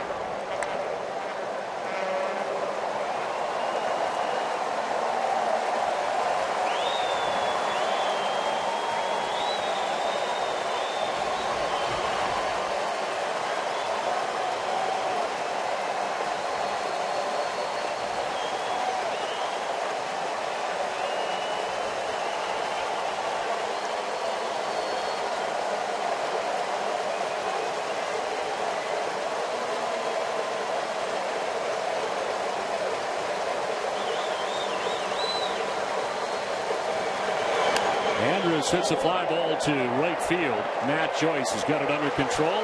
Puts it away to end the ninth. We head to the bottom of the ninth inning. It's 4-3 Texas.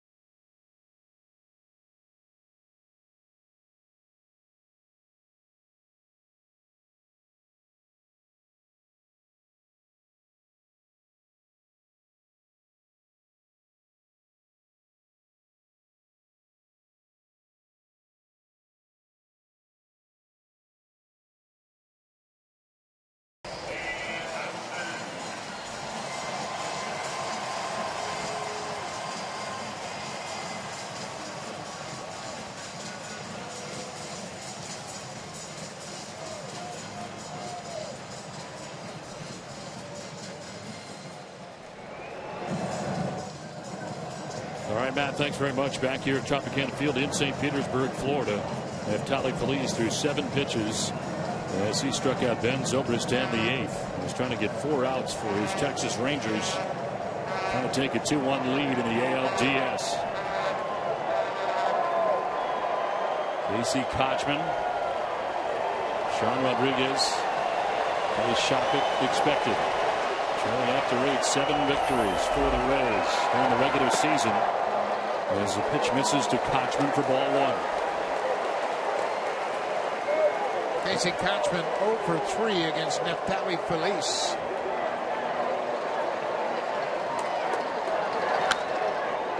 Fouled off and evens the count at 1-1.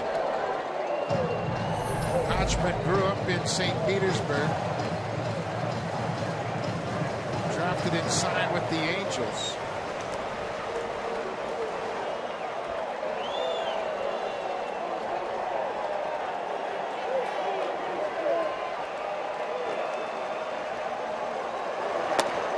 Amazing part about this for Feliz, he had only 1 save. It was more than an inning pitch during the regular season. He's been asked to do so here in the postseason in Game 3.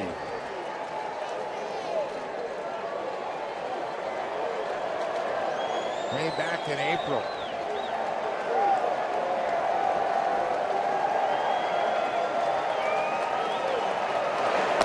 Kochman takes a look at strike 2. Strike 2 in a good spot. Also 99 miles an hour. Look at the target. Down and away with a little late movement.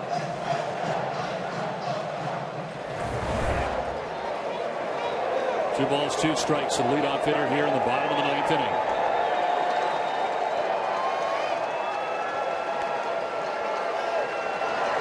Kochman pops it up into shallow center. Out goes Andrus, the shortstop. He's calling and catching out number 1 of the 9th. Well, that pitch was up.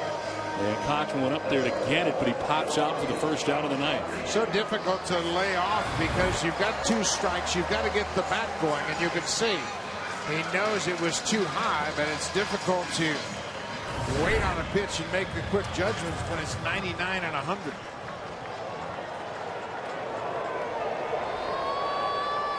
One out in the ninth as Sean Rodriguez comes up. 0 for 9 in the series. A pinch hit in the 7th. He grounded out as he takes strike 1.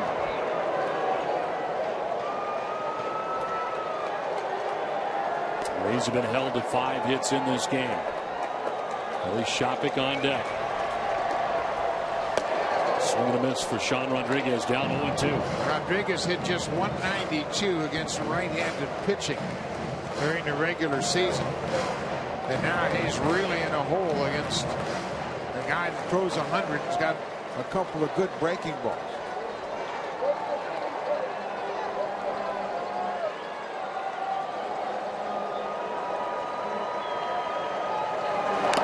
Foul tip to stay alive. He gets a piece of Napoli.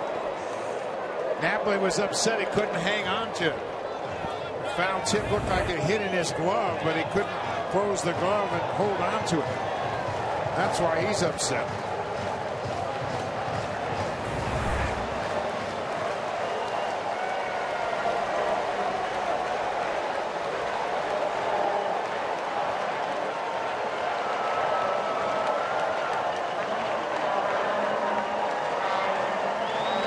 Rodriguez stays alive, fouls the 98-mile-an-hour fastball back. Rodriguez can catch up to a fastball. It's the breaking balls that give him so many problems. We've got so much room to work here. 0-2. I wouldn't even mess around with another fastball. Rodriguez sends it in the air to shallow right center. It'll get in for a base hit. Gentry is playing deep. He comes on and can't get it in the air. So Rodriguez hangs in there and gets a base hit to center. Tying run at first with 1 out in the ninth. And he hit a slider. Sean Rodriguez, a very determined at bat. They want it down and away. It stayed up just a bit, but with 2 strikes, he gets enough of it.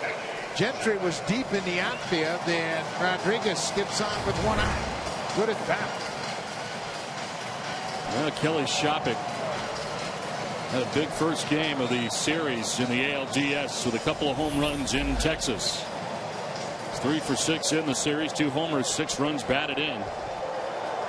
Stands in with 1 out and 1 on.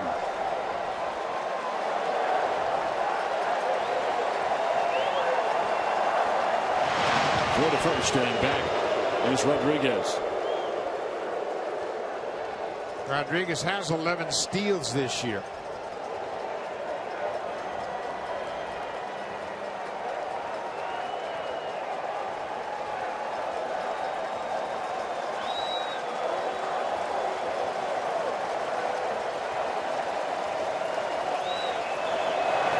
Shopik trying to hold up, but cannot. Greg Gibson said he went around. You know you got to get the bat going against Feliz. And once you do, it's tough to shut it down.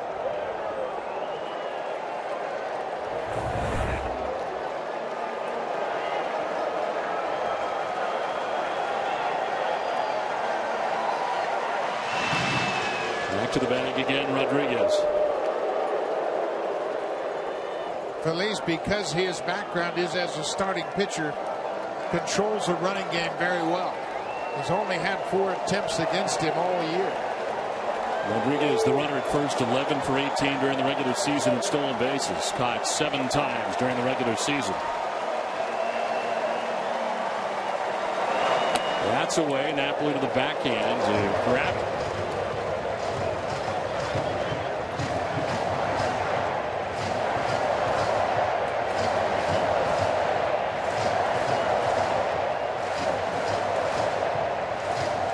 Josh Hamilton is. He's way over in the gap in left center. If Shopik can pull something past the third baseman, Rodriguez can score from first.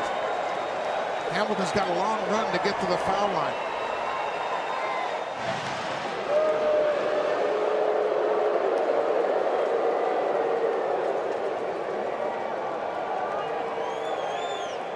But then again, can Shopik pull a 100-mile-an-hour fastball?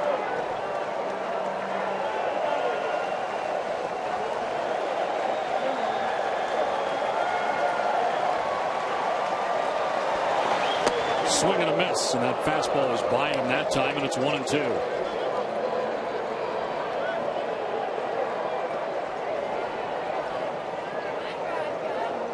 $32,828. First sellout for the Rays since opening day.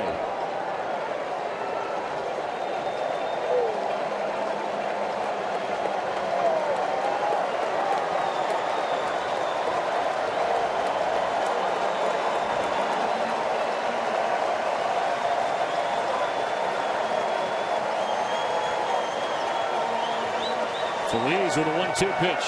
Goes to check on first and back to the bag. Here's Rodriguez.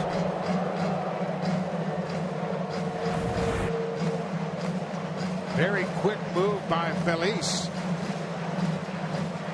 Again, he's very comfortable trying to shut down the running game. Not a concern.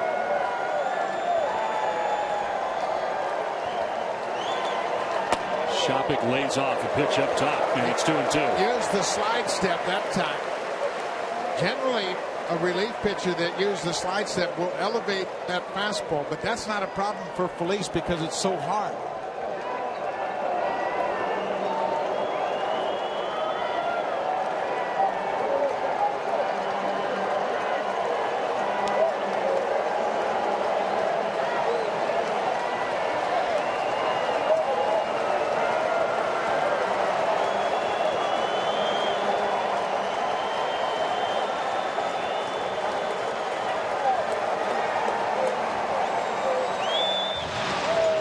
Again, relatively close again is Sean Rodriguez.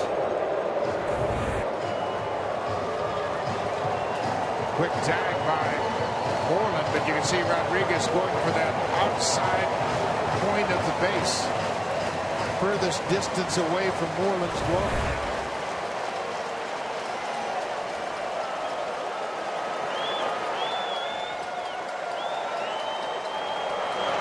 It's up high. Full count. Took something off at 96. Trying to throw a strike.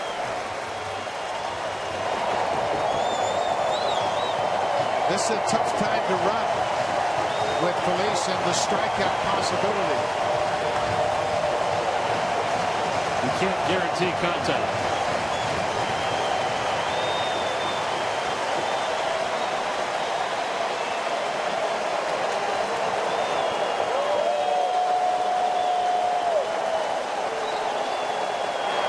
Shopik fouls it off. Do it again, 3-2. And Rodriguez was not running on the pitch. Made to end the game. Strike him out, throw him out. Desmond Jennings on deck. And he's already hit 2 home runs.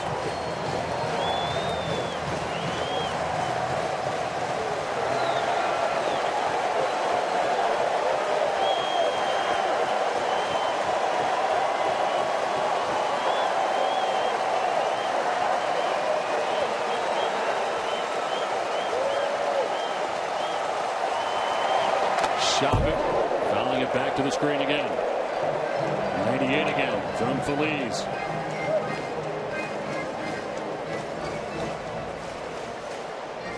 He's been between 98 and 100 for the most part. Came in, struck out Zobrist in the 8th. Hodgman a pop out to begin the 9th before the single for Sean Rodriguez. Nolan Ryan trying to get his Rangers to take their second game of the series. 8th pitch of the at-bat coming up for Kelly Shopik.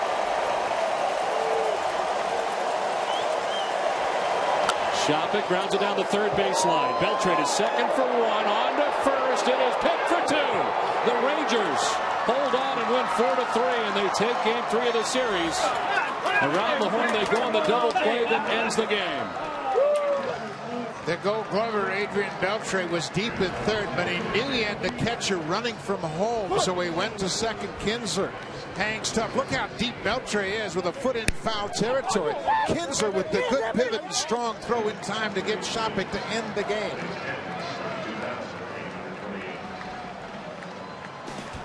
So the Rangers able to hold on. They win it 4-3.